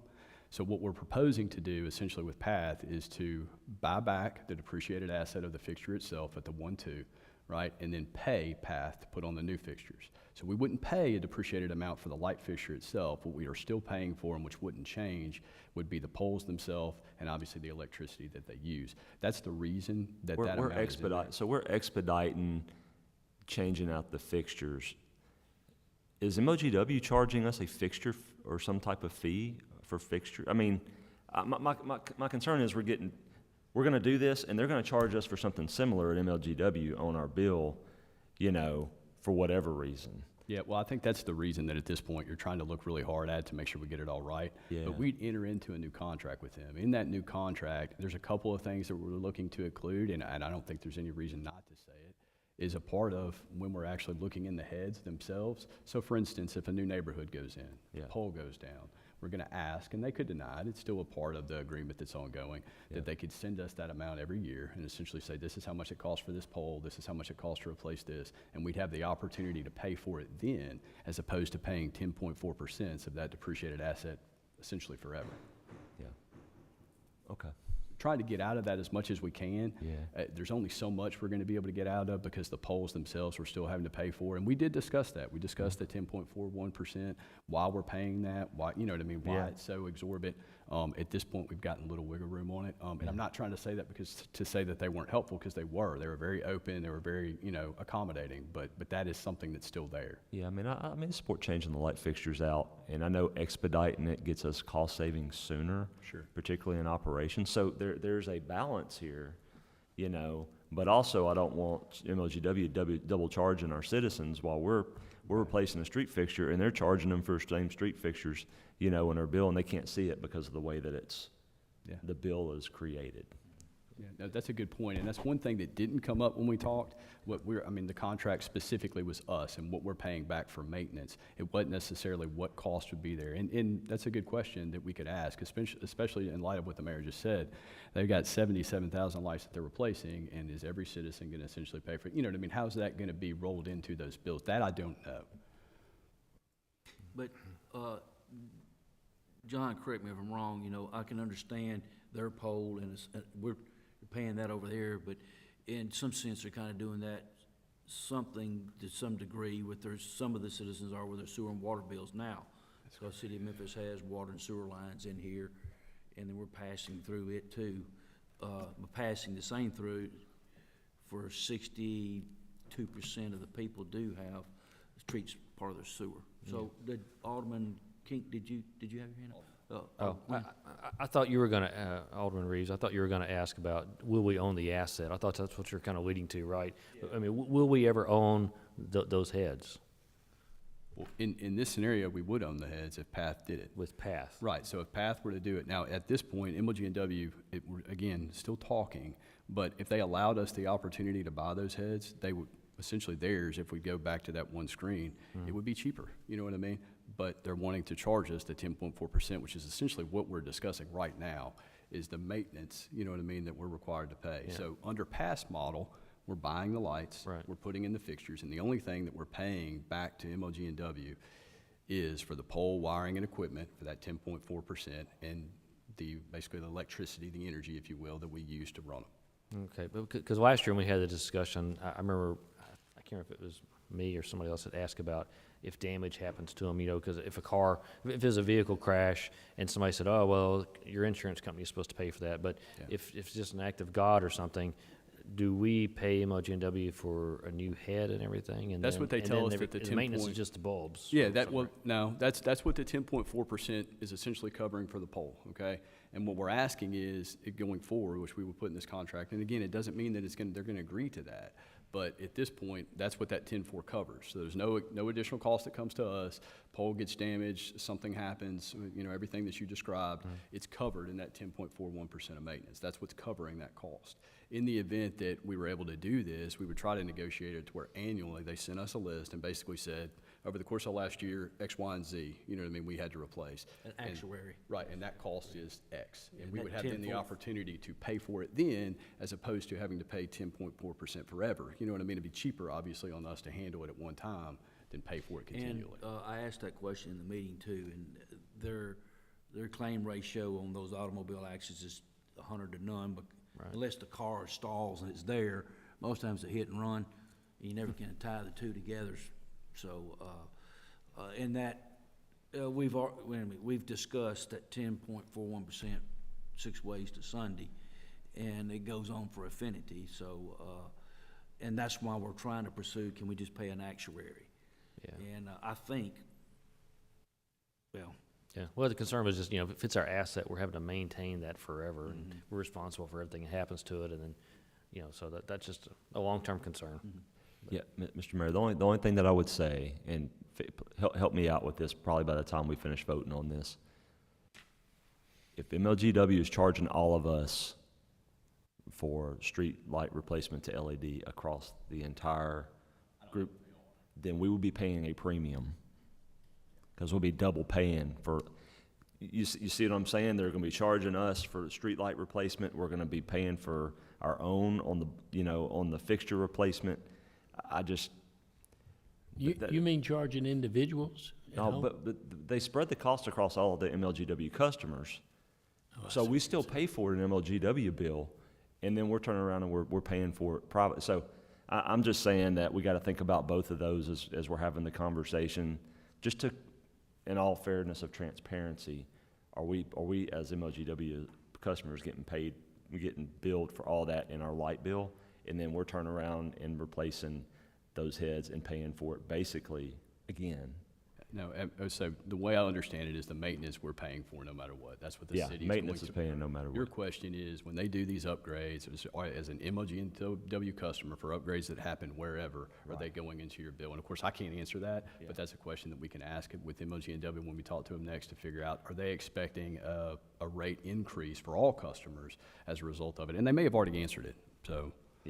If, we just gotta weigh that out, David. Yeah. Because you just gotta weigh that out, because if you don't do it, they're gonna do it. Yeah. And be in full control, and you don't know what that final number is either, so, but, it's a good question. I just want the real number. There's a real number, and maybe we don't know what it is, but we at least have to know that, you know, In talking to them, I'm not sure. This is about shoring up the street aid fund, to be honest with you, shoring up the street aid fund and basically accelerating the move to LED for cost savings overall for the city. And that makes sense to me. But the real cost of it probably is, I know what this looks like, but if MLGW is also charging us as part of that broader projects, then we're basically getting hit twice. Well, I think the thing to point out here is How we we know know. we're doing it now? Yeah, it could be doing it now. Yeah, we don't know. And the one thing we did ask for them to provide, and I know the town of Carville did as well, to ask for, to provide basically what that's going towards, what that maintenance is going toward currently. We do not have that. But the only thing I would keep in mind, the mayor alluded to it, if MLG&W were to decide that they want to convert everything to LED, which would probably be in their best interest to do over time, right? Like, you look at the number there as what the city pays, essentially after that, and there's nothing out of our pocket in that point, but what we pay annually is going to only reduce by $38,000 from what we're doing right now. So, and that's what you're trying to avoid is no matter what, it's going to happen. I mean, potentially, and it's just a question of what's going to be in the best interest of the city for us to do it. And at this point, with the numbers that we have currently, I think PATH would be the most cost-effective way to do it. And then we're trying to find a way to offset the recurring maintenance that no matter what we do is not going to stop. Alderman Quinn. I guess something I haven't heard in all those discussions, even in the past with PATH, is MLG&W going to do this anyway in Bartlett? And that way we wouldn't even have to pay the $1.2 million to buy that. Well, I don't know if they're going to do it at all, but I think I would assume that would be the plan. It would make sense to me as a business person to try to get them all converted to LED, right? But as of right now, as it shows right here, if we were to allow MLG&W to do it, that number's not going to change. So it's going to cost more. They're not charging us that $1.2 million anyway.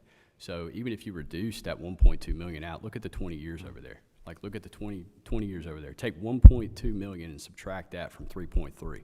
The amount is still greater for PATH than it is for MLG&W. So no matter what, if we forecast this out over 20 years, whether MLG&W did it, you know what I mean? Like, as you're proposing, it's still, with the numbers that we have right now, would be cheaper for the city to go the PATH route than it would be the MLG&W route. That could change, but even subtracting the 1.2, you see where the number, you know what I mean? You see where the number I guess I'm asking is MLG&W, would they not convert us to LED anyway? But even if they did, my point is we're going to have to pay that $437,000 every year. So if they converted us, okay, they're going to charge us for it. So that's what they're going to charge us. So Millington, everybody who, if MLG&W just came into Millington, and, for example, and said, we're going to change all your lights to LED, right, give us $1.2 million for the heads. I mean, is that what they're going to come around and do?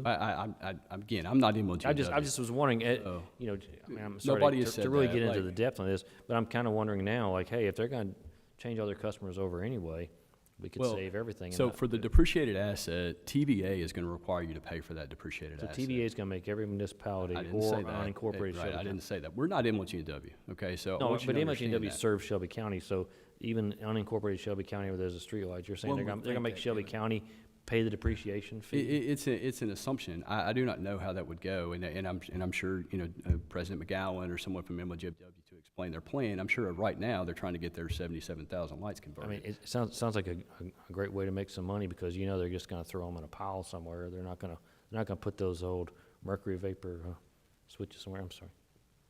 No, he's good. You're good, Alderman Quinn. Oh, sorry. Yeah. I thought you were telling me to be quiet. Oh, Because Bobby's waving at me, and he's like, Ted said shut up. I was like, wow, I'm sorry, I didn't know you were on the MOGNW board or something, or have a, he loves, Ted Dardick loves the MOGNW, I'm sorry. No, yeah, sorry. I understand what you're saying. I think you're asking a lot of questions that we're not going to have Yeah, the answer I'm sorry to get into the depth on that, It's an but MOGNW the more Alderman Reeves was talking, I'm like, hey, wait a minute, are they going to come around and force everybody? Because what about unincorporated Shelby County and all these other places? And In all fairness, this will make this stronger, so this process makes it stronger. yeah, thank you. Sorry. I'm gonna get No problem. Anybody Okay, else any Ted, I'm done. questions? Thank you. Ted, did you get your screen on? Okay, all right. All right. I think we've been in questions. Is there any more questions on street LED lights? Sorry. No, we need to add to the budget about these screens, I guess. Put that in the street fund. Wait. Dick, solid waste, I'm sorry, Steve, who's doing it? Dick, moving to solid waste? Okay, Solid Waste Fund is a self-supporting special revenue fund. It receives revenue from some sources. If you look on page 6 and 7 of your budget handout, you see the operations of the Solid Waste Fund. Purchases of capital assets are pay-as-you-go and have been for the last number of years, ever since I've been with the city. We used to issue debt for these type purchases, but we stopped that and used pay-go purchases of capital assets. So if you see in the General Debt Service Fund transfers from solid waste, that's old debt that the Solid Waste Fund is assisting to help the Debt Service Fund pay off its debt. So with that, I'm going to turn it over. Hey, Dick, before you do, just 1 second about when we implemented the $25 to $30. Yeah, $25, $30, it was about 4 or 5 years ago when we increased it. And I'm just saying, going forward, you can see that this, I think we'll have to revisit that in the near future, but we've been 3 to 4 years into that increase there, and you can see just by what we're fixing to hear from a lot of these costs that it's an expensive proposition to do. So you get you back on track, getting mad up if you want, Dick. If you look on page 7 of the handout, you'll note net from operations in the Solid Waste Fund for proposed next year, we're using almost $210,000 of fund balance to balance that, and obviously we can't continue to do that over a number of years, so maybe in the future when we have to revisit solid waste fees. But this time, I'd like to turn it over to Matt Crenshaw to talk about the capital purchases in the Solid Waste Fund. Thank you, Mayor and Board. Eric, did he leave? Is he still here? Is Eric down there? No, he's gone. He's Okay. not here. I was gonna get him to blow that one screen. Can you blow that other screen up when he gets to it, Penny? The next one? That one? Primarily on the right side of it. Yeah. So, as y'all are aware, we operate, we're one of only a few in the area that operate a fully operational solid waste facility. That includes a transfer station with our own tipping floor. And so besides the city of Memphis, we're the only ones in the county, actually in probably the tri-state area, that do that. So with that being said, there's a lot that goes along with that, and a lot of need for equipment and manpower and other things. And so as you can see, the slide that Penny's showing us here, these are the last several years that we've been able to keep up with the equipment. And if you'll scroll over to the right side, in red, and just the column just to the left of that, FY23, that was the equipment that we were able to get in FY22 on the tail end of that. And so a lot of that equipment that we ordered then is still out. We haven't received it yet. And so the stuff in red is the FY24 things that we are asking to purchase. And Eric, if you'll go to the next slide, I'll elaborate on that.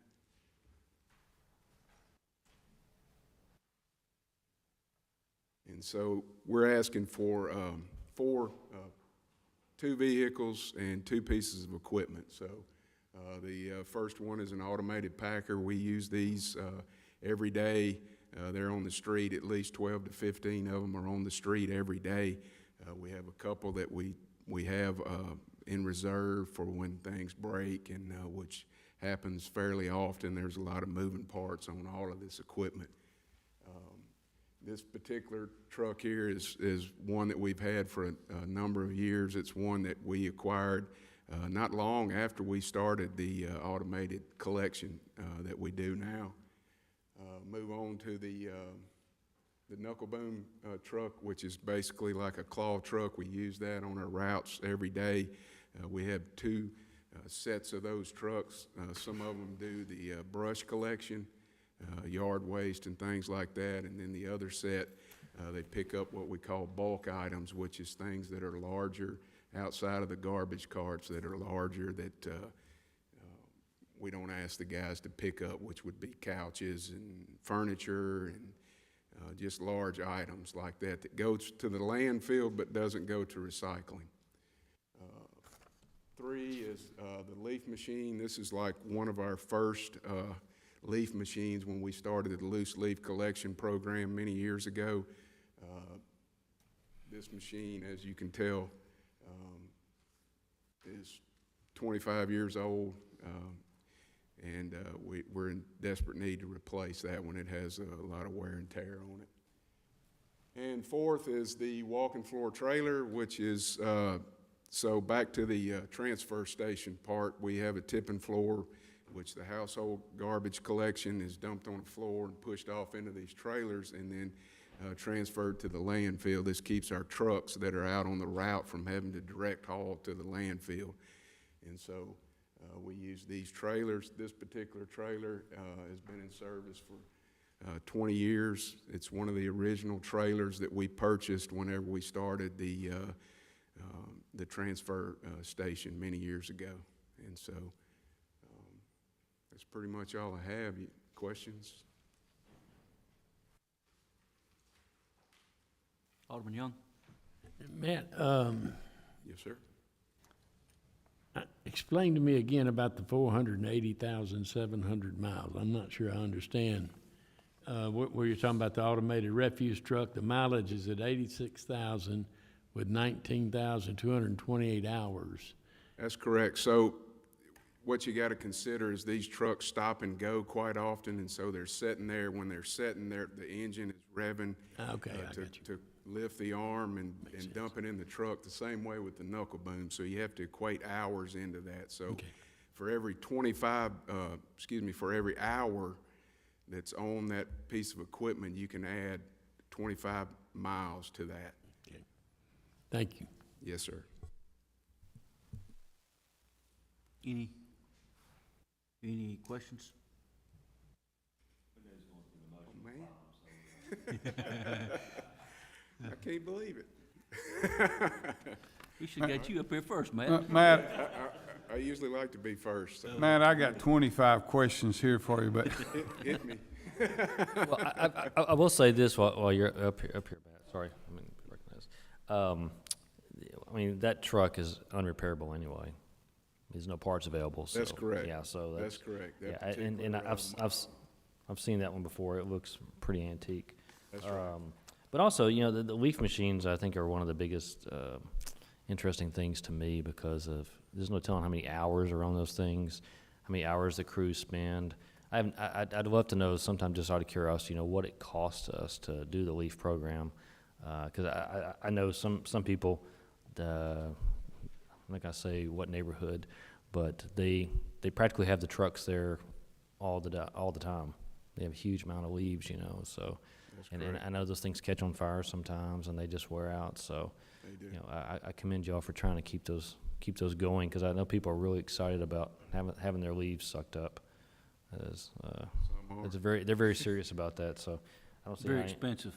It is very expensive. Yeah, I mean Yes. they're very expensive. So you know, I hope the day doesn't come where we have to take a look at that, Alderman Reeves. Yeah, Mr. Mayor, I'll just say this. Thank you, Matt. I am an equal opportunity offender, but the reality is I've been through Public Works and I've got to see the see the operation there. So I don't really have a whole lot of questions, because really Public Works is a core service of what we offer. It's the areas of the city where I don't see it as a core service, where, you know, at times that I spend a lot of time asking questions. So this one is one that I really think is a core service, and probably, if anything, you're probably underfunded a little bit. So but we can talk about that. over the Remember next that. I know I stepped out of the room, but Christie's picture of the building, did you hit on the roof? No, sir, we didn't include that. That's gonna come in this, budget. Yeah, you may want to explain that you'll see it in, there is a request for the roof. Maybe we'll just briefly hit where that's at and why. That's correct. We asked for a roof repair. I think it's 67,000. You'll see that. So our maintenance, general maintenance office building and water wastewater services, they share a building. It's 40 years old now. It's a metal roof. It is in disrepair. We've patched on it for many years. The building has been added on to, I think, 3 times, which has some valley gutters and some things like that in there that are just, they're in disrepair. And it's to the point now where we're gonna need a new roof for it, so. So, any questions on that roof? It's in the okay, good. It's at Alturia down here. It's our maintenance building in the back. If you go through the gate, it's a building on the right, so. It's across the drive from the old shop. Yes, sir. I have one more question. So, can you tell me what the metal building is for? Is that a shrine for the old garbage truck?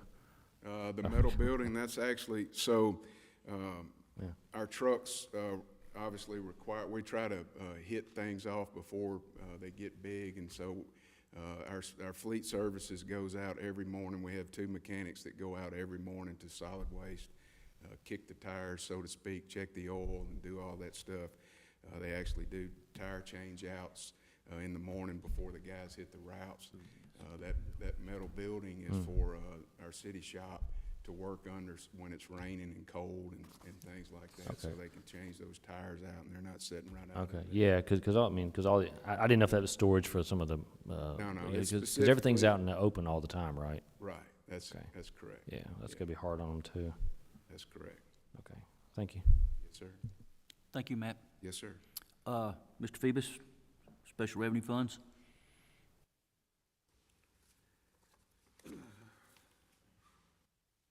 Special revenue funds, this hopefully be a brief presentation. We do have, if you look in your booklet, pages 9 and 10 involve the Drug Enforcement Fund and the Federal Drug Enforcement Fund. They're basically operated by the police department. Revenues are from drug enforcement fees, civil settlements, and DEA drug fines.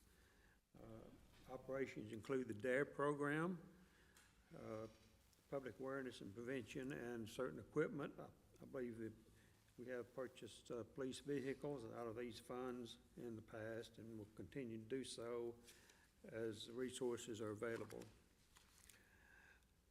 Drainage fund, on page 12 of your booklet.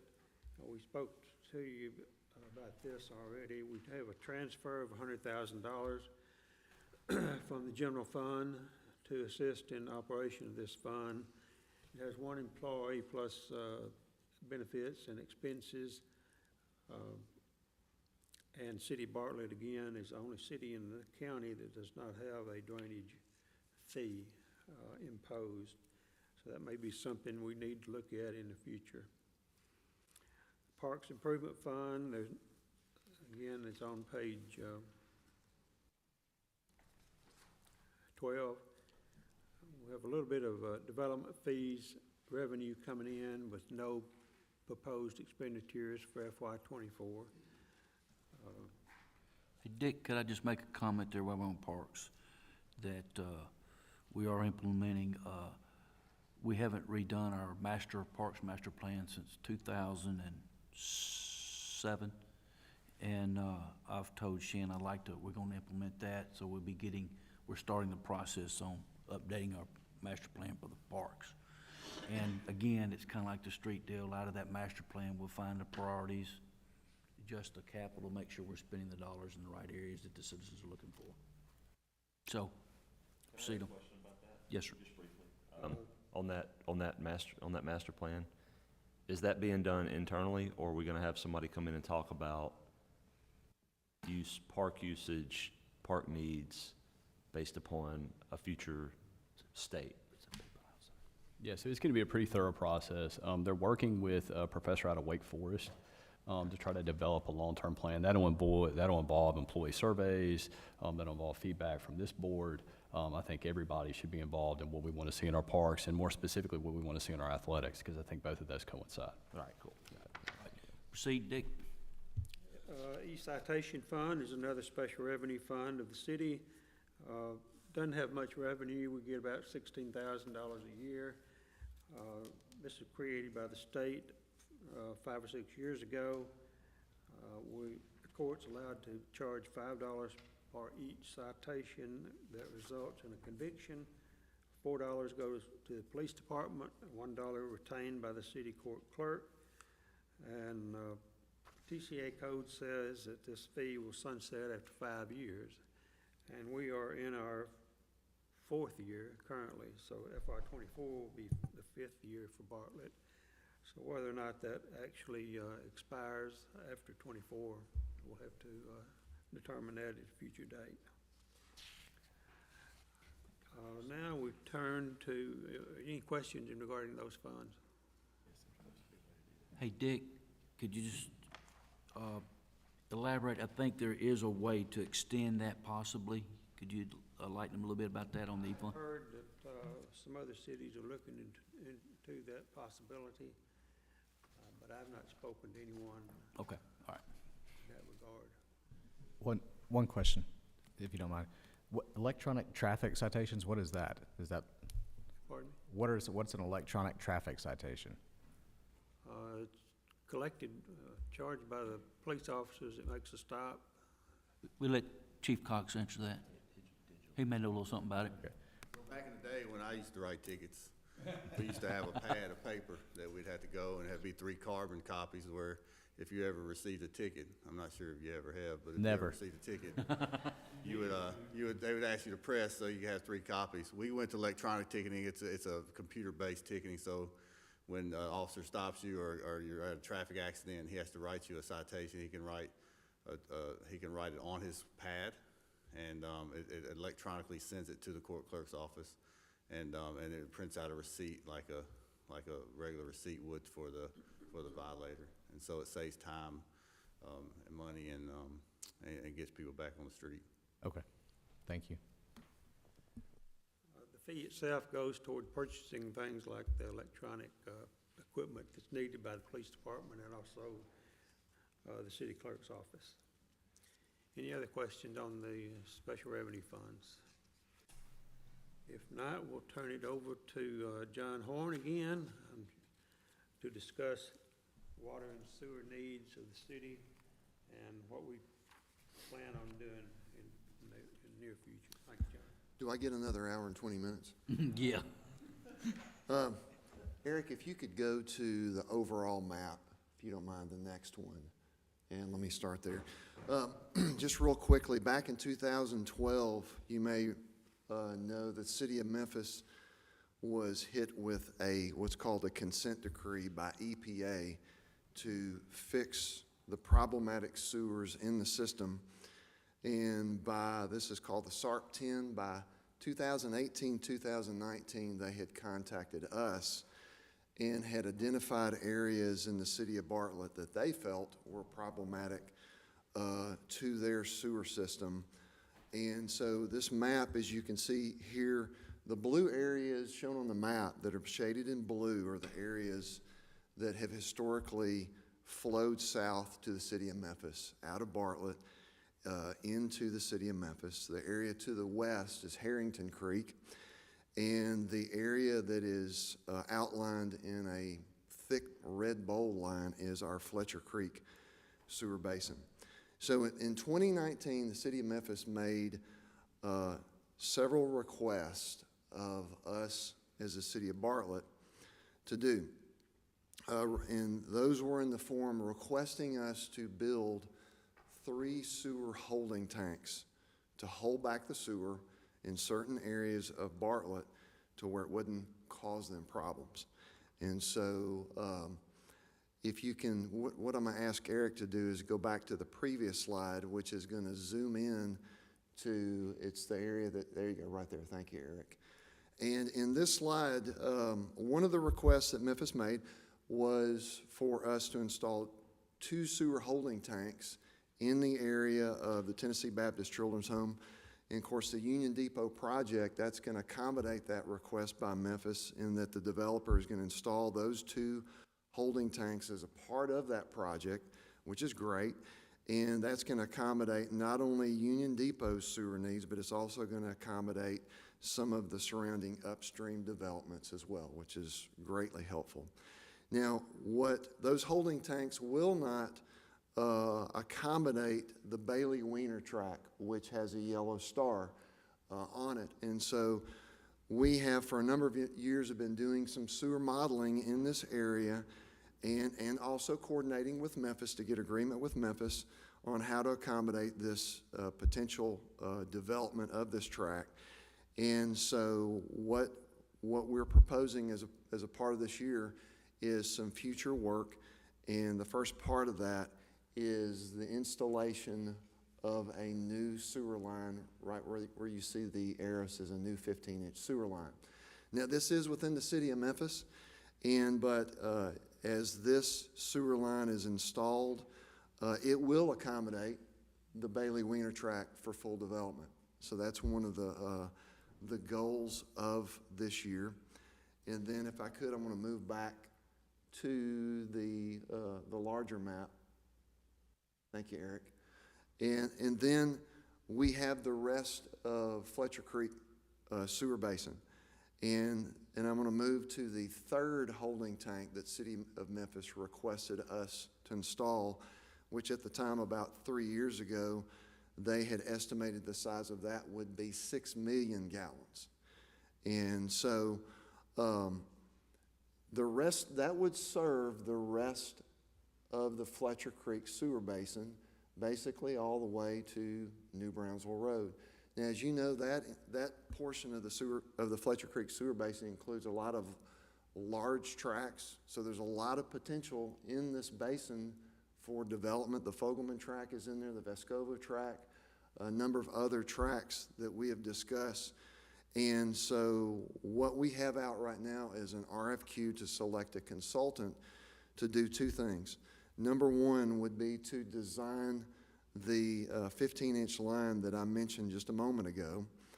And then the other portion of this proposal would be to begin modeling the rest of the Fletcher Creek sewer basin. And what I mean by modeling that, to set up flow meters all over this basin and to begin actually collecting data on how much flow we have going through our Fletcher Creek basin. And that way for the future, we'll be able to potentially design this larger holding tank that would not only satisfy Memphis's concern, but it would also open up this basin for future development. So,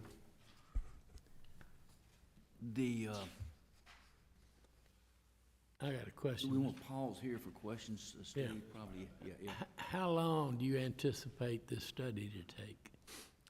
The sewer flow study needs a minimum of 3 months, and the reason why that is part of our issue with sewer flows is aging infrastructure, and we get infiltration. Anytime it rains, we get water entering the sewer lines, and that takes up capacity. And so the sewer meters, once those get installed, we really need to let those go through a season of rain, dry months, wet months, and to see how that trends in the sewer flows. Because we all know during the rainy season, those flows are going to go up. During the summer, those flows are going to go down. And so we need that information to properly design those holding tanks. Well, I guess my question is, how long is it gonna be before we can open up some of these areas we're talking about for new development? Because I think with Blue Oval City and the other things going on, we need to get this open as soon as we can. Hey, could I interrupt, John, just a second? Jack, if you see, you know, the bottleneck, the two lines come to the. Yeah. We just got back that modeling we just got that modeling done. Okay. That modeling's done, and John referring to the modeling to the next right era. Okay. And over there. And Yeah, so, thank you. So for the bottleneck, as soon as we select a consultant, we can go to design on that very quickly. Okay. On the modeling of the rest of the basin, that's going to take at least 3 months, maybe 6 months to get all that data back and to begin the, I would say, the potential design on that holding tank. And then there's construction of that. And then there's construction. So and you're then a year to year and a half away before at we're really least- opening things up. that's a fast track. And we have to find a location. Right, I understand. That was gonna be my question. Where do you see that going? That is a big question. And so is that going to be on one specific site in a traditional tank? Or there's the other possibility that we could build this 6 million gallon tank like a pipeline, like a large, I mean, to give you an example, the Union Depot holding tanks are going to be built out of 11-foot diameter pipe. And so they're building the tank like a pipeline. And so that is a possibility we're looking at right now, is running a pipeline along Fletcher Creek and build it potentially as we go, as development requires it. Let me interject this too, is going back to the 6 million gallons. I've asked the question, how did you determine that number? And they based it on the current the current zoning that's in that district now. So all of these, just like with Union Depot, it was an estimate of what they thought it would be. That's why we had to put the flow meters on there to do an actuary. That's what we're doing now, is doing those actuaries, so we can determine how much flow's actually coming. And while that's going, I plan on working in conjunction with the property owners out there to see if the current zoning is the way they intend to use that property, so that we don't overbuild or underbuild. We know what the use is. One of the things in the meeting with Mayor Strickland, they said that they would allow us now to, instead of build one big tank, which the way it was, that they'd allow us to phase it in. Yes, we need it. Well, yes. So that was one of the things that we had good conversation, mutually agreed on, is phasing that in right there. And they was very excited that we're willing to take the initiative to find out exactly what those needs are out there, so that we have some real numbers to talk about. I'm sorry, I didn't mean it'd take the thunder away. There's John. I'm not careful, the mayor's going to take my job. No, sir. Alderman Quinn. Hey, I know we're all tired of talking about sewers. I feel like that's all we talked about last year, was sewers. The bottleneck, now, has anything changed? I mean, that was the original bone of contention between the previous administration, right, and City of Memphis, was the bottleneck, replacing that. Has anything changed in that? They still just want, the new pipes in Memphis? John, I'm not sure it was just exclusive to the bottleneck. Well, I mean, I know that was part of it, I know, but it was also, but I mean, that was something that obviously really had to be done, that they knew, they were certain of, about the pipes, right? Yeah, in the initial assessment, the bottleneck was a problem, and the part of the solution was going to be the 2 holding tanks. Of course, when we gave them the needs of Union Depot, an extremely dense development, that quickly was not going to be enough. 2 holding tanks was not going to be enough to accommodate Union Depot. And then, of course, we saw a potential site plan for the Bailey Wiener, and it was a very dense project as well. So it kind of blew that original assessment out of the water, and the project grew not just from 2 holding tanks to the need for an installation of a new line to accommodate both of those developments. Right, but the line is something we can do fairly quickly, and get that going while Union Depot is putting their tanks in? Yes, I Because it's believe not gonna so. stop Union Depot, of course. No, no. Okay, so we'll just go ahead and do that, and then once those tanks are in, then you'll be modeling those tanks also. Right, that's correct. Okay, so they'll be modeling as they're putting, buildings into the area, right? Okay, all right, thank you. And to kind of give you a perspective, Kevin, I think that's about 3,000 linear feet. Was it How many, 3,000? how many? It's around 3,000 is the number I remember, of what you're seeing there in the green Takes it all the line. way down to Reese Road. Alderman Reeves? What's the cost of the new sewer pipe to fix the bottleneck?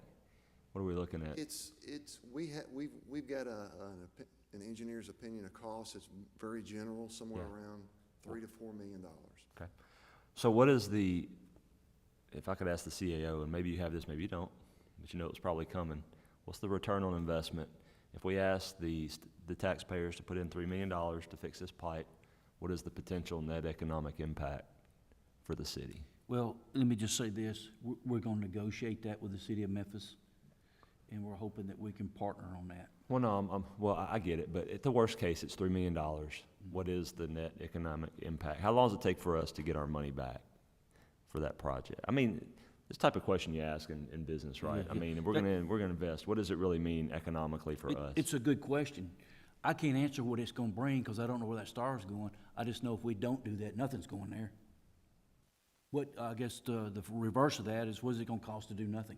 Well, what I'm saying is, are we Zero. going to put a church on that property and not get anything? I mean, you see what I'm saying? I mean, Well, we've had in previous administration, they've had grocery stores. Yeah. Grocery stores looking there. It's a multifaceted property that's got a lot of good options. Okay. That's going in there that could generate a lot of sales tax revenue. Yeah, I'm not saying we don't do it. I just. I know. You see what I'm saying? We put in a pipe and then we wind up putting something out there that doesn't generate any tax revenue. It opens up other opportunities too, because, down Kirby Whitten and some more of the areas around that, because the affluent that was on the two tanks was based solely on Union Depot usage. And those actuaries are done just for a Union Depot. Yeah. So unless we do something there, it won't open up those opportunities. I think that star is about 32 acres, John, and it's a very prime piece of property that fronts on 64 and on 70. What's it zoned currently? Commercial or agricultural? It's commercial. It's, I'd have to ask Kim, but I can get back with you on it. Okay, that's fine. Did somebody say they knew over here? Oh, I just was saying, I mean, correct me if I'm wrong, but because we talk about who all it will serve, the new pipe was needed before Union Depot was brought forward, right? Not necessarily. Okay. What was proposed and requested by Memphis was the two holding tanks that are gonna be built as a part of Union Depot. But I mean, before Union Depot, they realized that pipe was a problem, though. They did. Yeah, okay, And- that's what I was kind of getting at, is it was already gonna serve a large area. There was already a problem, right, even before, so. It was. The answer for Memphis was putting tanks in, not necessarily installing the pipe, though. Yeah, okay, thank you. That was one of the options that was on the table in talking about that. But right now, those two holding tanks that they're putting in, it's all about Union Depot. And Mayor, I think you're right. I don't think it's a stretch to say that the meetings that we have had on the Bailey Wiener track, they were stifled because of the lack of sewer access. And I've had several people in the Industrial Development Park that's looking at the property across from the TCAT Academy. That's the first thing that comes up there. It was 40 acres there. They says we don't have people or we don't have the sewer. My thing is, Mr. Mayor, if we're gonna invest that amount of money in that track, we wanna make sure that property is used to generate property and sales tax. Absolutely. We wouldn't even have a discussion if it could. Yeah, Yeah, but it's, so- I'm sorry to interject, but it's also gonna affect up there, Yale and Summer, the developments, the residential developments that can't go in because they don't wanna put the holding tank in a neighborhood. That's one of the things that I really appreciate by Mayor Strickland in our meeting, because even the little property up there between Pinnacle Bank and the drugstore, Yeah. that couldn't even be, they wanted to build 2 or 3 years ago and couldn't, and Mayor Strickland graciously said, I'll let that one go into there. Yeah. proving the point that it was all about Union Depot. And there's a couple of other ancillary properties up there, up Kirby Whitten, there that open up too. So, so that, in our opinion, that was the quickest, that was really the place that we could generate sales tax and generate, economic development in a prompt manner. Yeah, it's a low-hanging fruit, right? You can go, yeah. Yes, yes. So, and believe me, I'm trying to move expeditiously as we can on the other part over there, because every day goes by, we're missing opportunity there. So, John, did I interrupt you? No, sir. Or no, was there any other questions for John? Thank you, John. And, we're going to moving to the water sewer fund. Go back to the water sewer fund, the repairs and improvements that John has talked about is about $30 million, been estimated. At current rates, it would result in $2.2 million annual debt service, and this can only be funded out of utility fund resources, would require an increase to accommodate the reviewed additions. You're talking about increase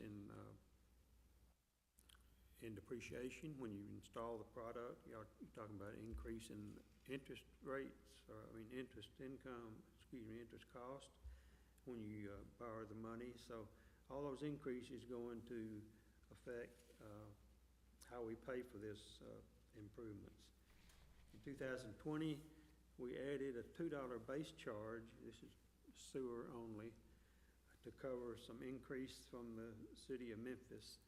They've already increased the rate that we have to pay to treat the sewer effective January 1 of this year.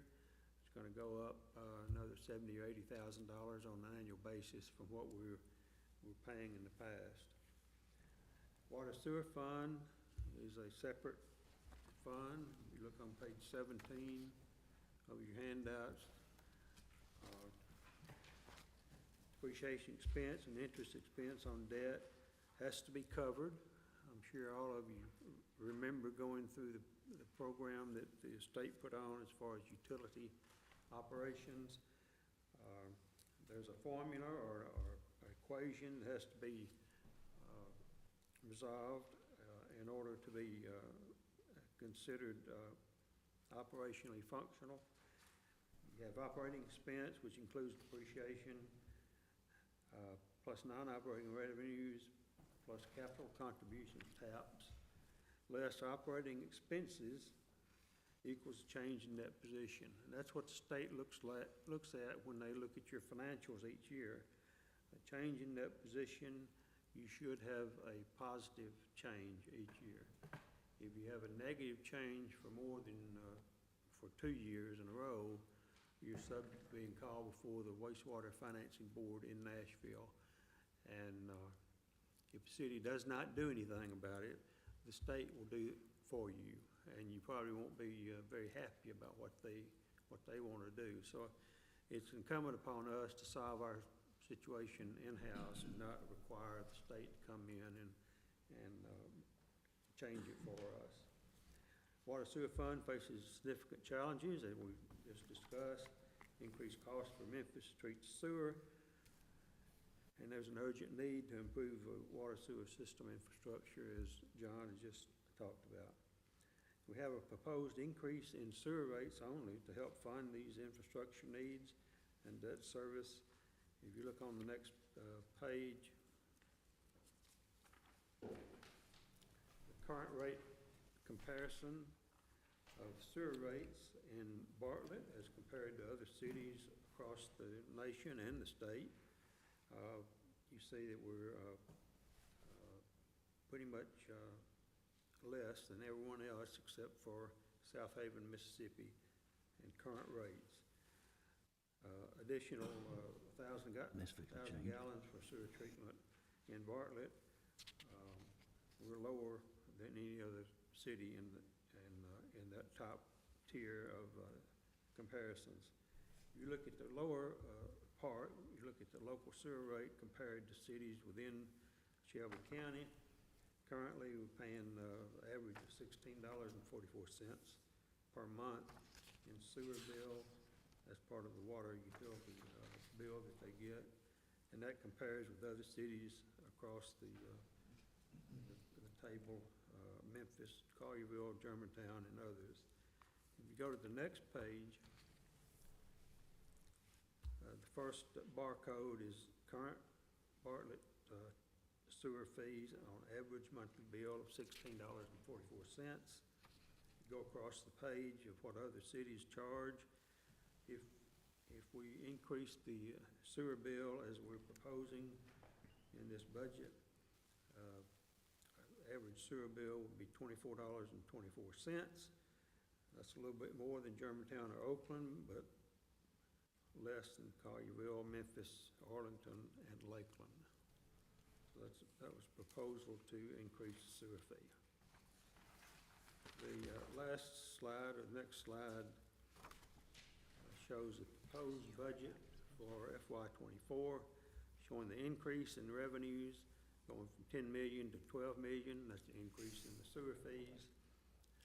Other revenues on the cash basis, you look down about the last third of the page, show the debt service of 1.2 million and the transfer to capital improvement fund of 4.9 million. And that's to help pay for this initial bottleneck, 15-inch sewer line that we're talking about to alleviate some of the problems that we're having. It also includes some other funding for sewer pipes and other things that are included in the capital improvement program.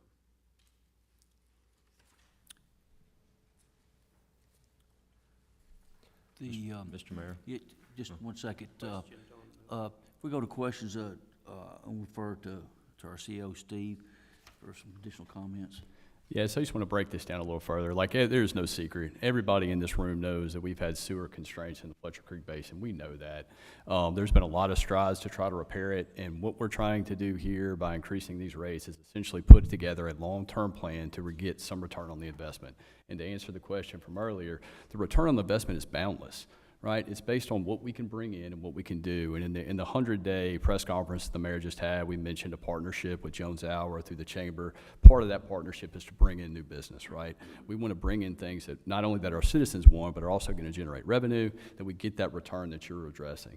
So the point here, although there is essentially a $7.80 increase for our average customer, for the average user, the return on that investment, again, I think is boundless. I think we could get so much out of this if we're able to get industrial businesses in here. We're able to get a lot of the things that we all want when we go out. We want to go shop, et cetera. I think Union Depot offers a great opportunity to do that. I think the Bailey Wee property that we talked about adjacent to that offers a lot of opportunities, especially when we're talking about roughly 2,000 residents potentially being across the street. And then you look in our industrial park, and every day our planning department is getting requests from Blue Oval for supportive businesses that are looking for a home. Well, right now we can't give them a home. So the point is to lay out a plan so we have a home for them to land. And in addition to that, all of the other growth that's potentially in there as far as homes go, as you move further into that basin towards Davies Plantation, there's a lot of opportunity in there for us to build. And the other thing we continually hear is a need for homes, that everybody needs homes. So I think doing this, not only do we solve a problem that we've all been trying to fight for quite some time, but we could do so pretty quickly as John laid out. I mean, if we could have an answer in the short term for the bottleneck to open up everything with Union Depot as it comes online, and then in the long term, develop a plan to basically do everything I just said, and bringing in those additional companies and expanding our residences, I think we're moving in the right direction. This time we'll open the floor up for questions. Alderman Reeves. Just a statement, okay. So number one, this particular fee has to be done.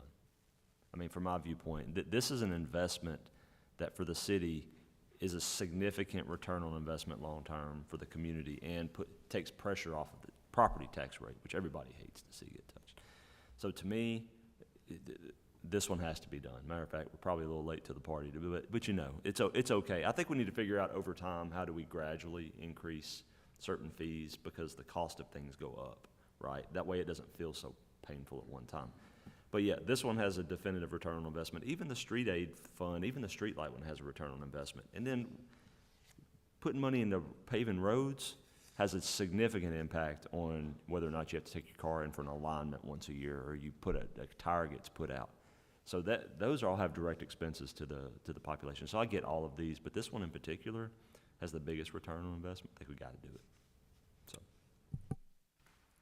Anyone else? All right. Brad, did you? No, okay. Was debt service? Going forward to the general debt service fund. Yep. One of the highlights in the general debt service fund, or two actually, we have a TML variable rate note that was issued in 2008. It's the only variable rate note that we have. Others are fixed rate notes, bond issues. The payoff in general fund for that variable rate note is $535,000, and we propose to pay that off this year. We've already sent letters to the TML bond pool requesting that be done, and we have until July the 25th to pay that off.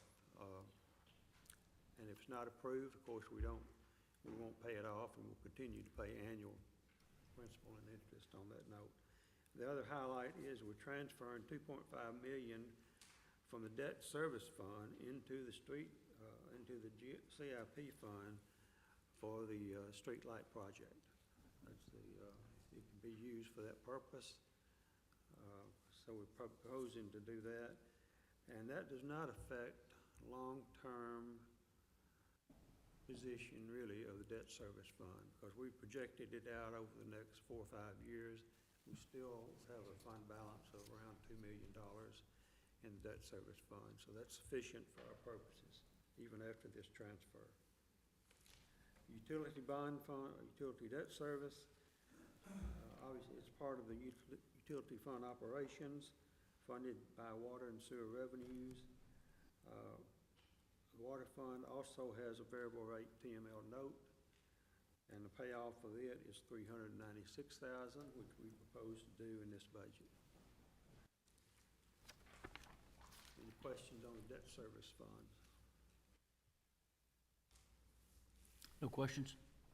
Moving forward to the capital improvement program, you've heard John's explanation of the needs in the water sewer fund.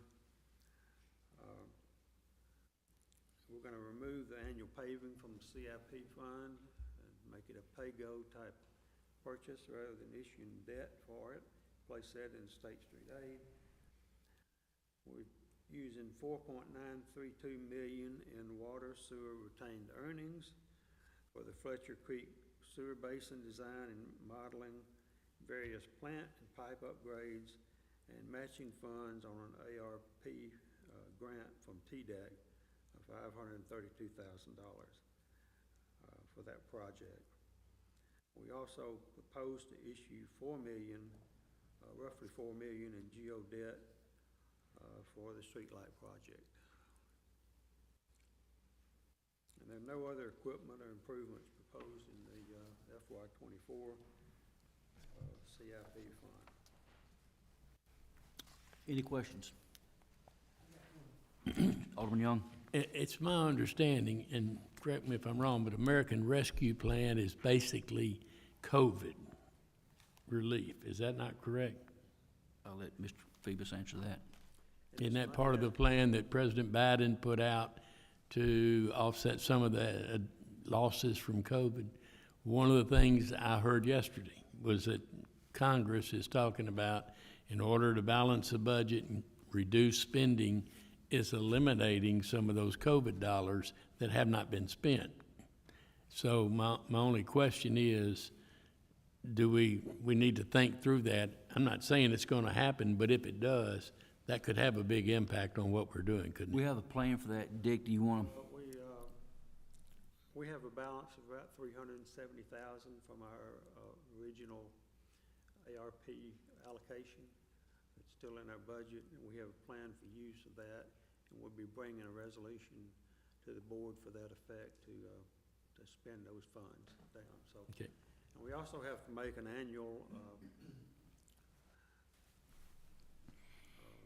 accounting of the funds that we've spent. And we've made one last April 30.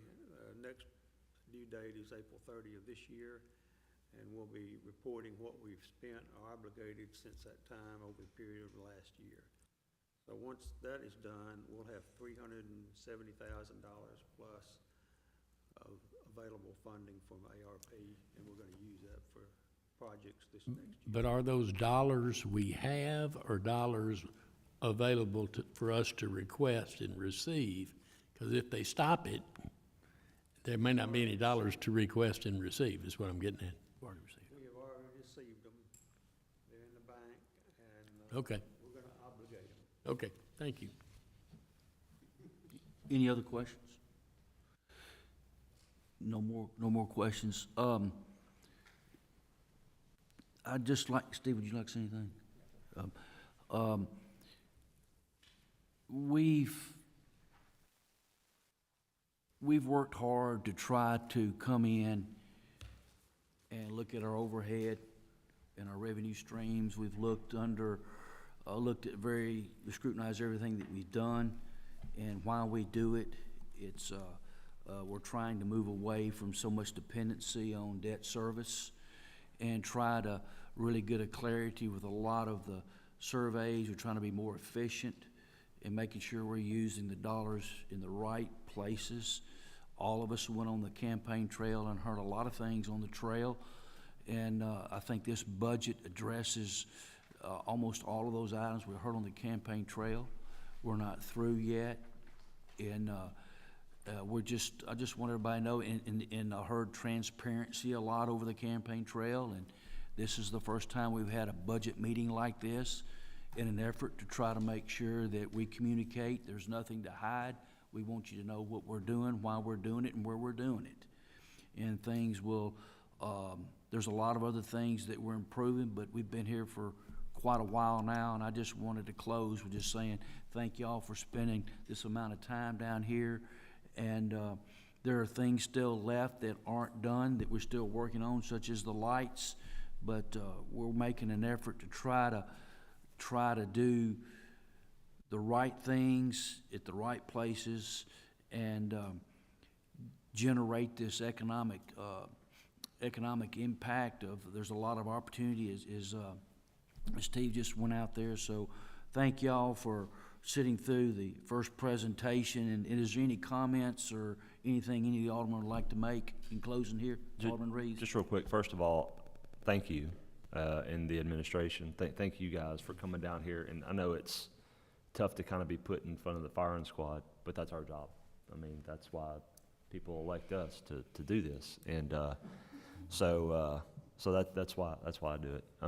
But thank you for this. I think it's a good budget. I mean, there's things about it that obviously some of us probably don't like, particularly on the revenue raising side. But I'll say this, to get to the final destination, we need to really consider the business that we're in and make sure that everything that we do as a city aligns to some type of core business. And I'm just asking for you guys to really look hard at those things that we do. Do they make sense anymore? Do we need to be in that business when we're trying to support sewer, we're trying to support roads, we're trying to support our first responders, and we're trying to give our employees as much as we can to support their quality of life? So please, as you guys kind of move forward, I'm interested in supporting this, even with the fee increases. But I'm also interested in you coming back to us with some ideas on things. Where are the gaps and where are we losing money that we can take care of over time? Because I know they're out there, and I know you guys know they're out there, and it may take some political conversations and political will to get it done, but there are places that we need to really consider what the future of that is within city government as an amenity when it conflicts with core services. So thank you for this. This is great. Appreciate the time. So, David, I appreciate you saying that, because we have that same passion, and we're pursuing those options, and we hope to come to you very soon with with some different perspectives.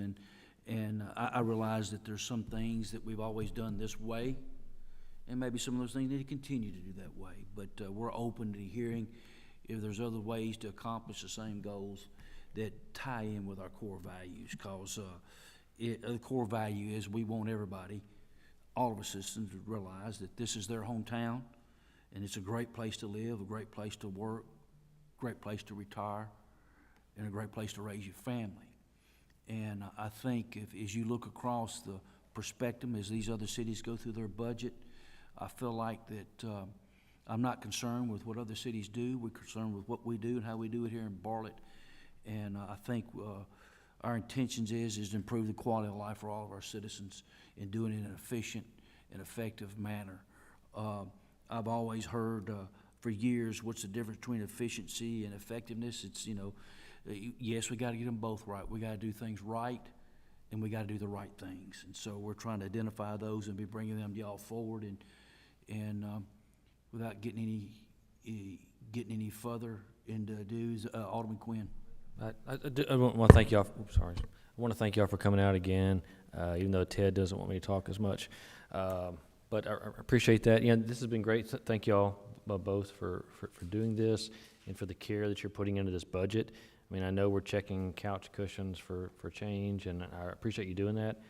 Because just because it worked in the past doesn't mean it's going to work in the future. I think that's what we've all campaigned on last year, was talking about having a strong future for Bartlett. And Alderman Reeves is correct. There will be some pains to make these adjustments. There's things that have been done wrong in the past.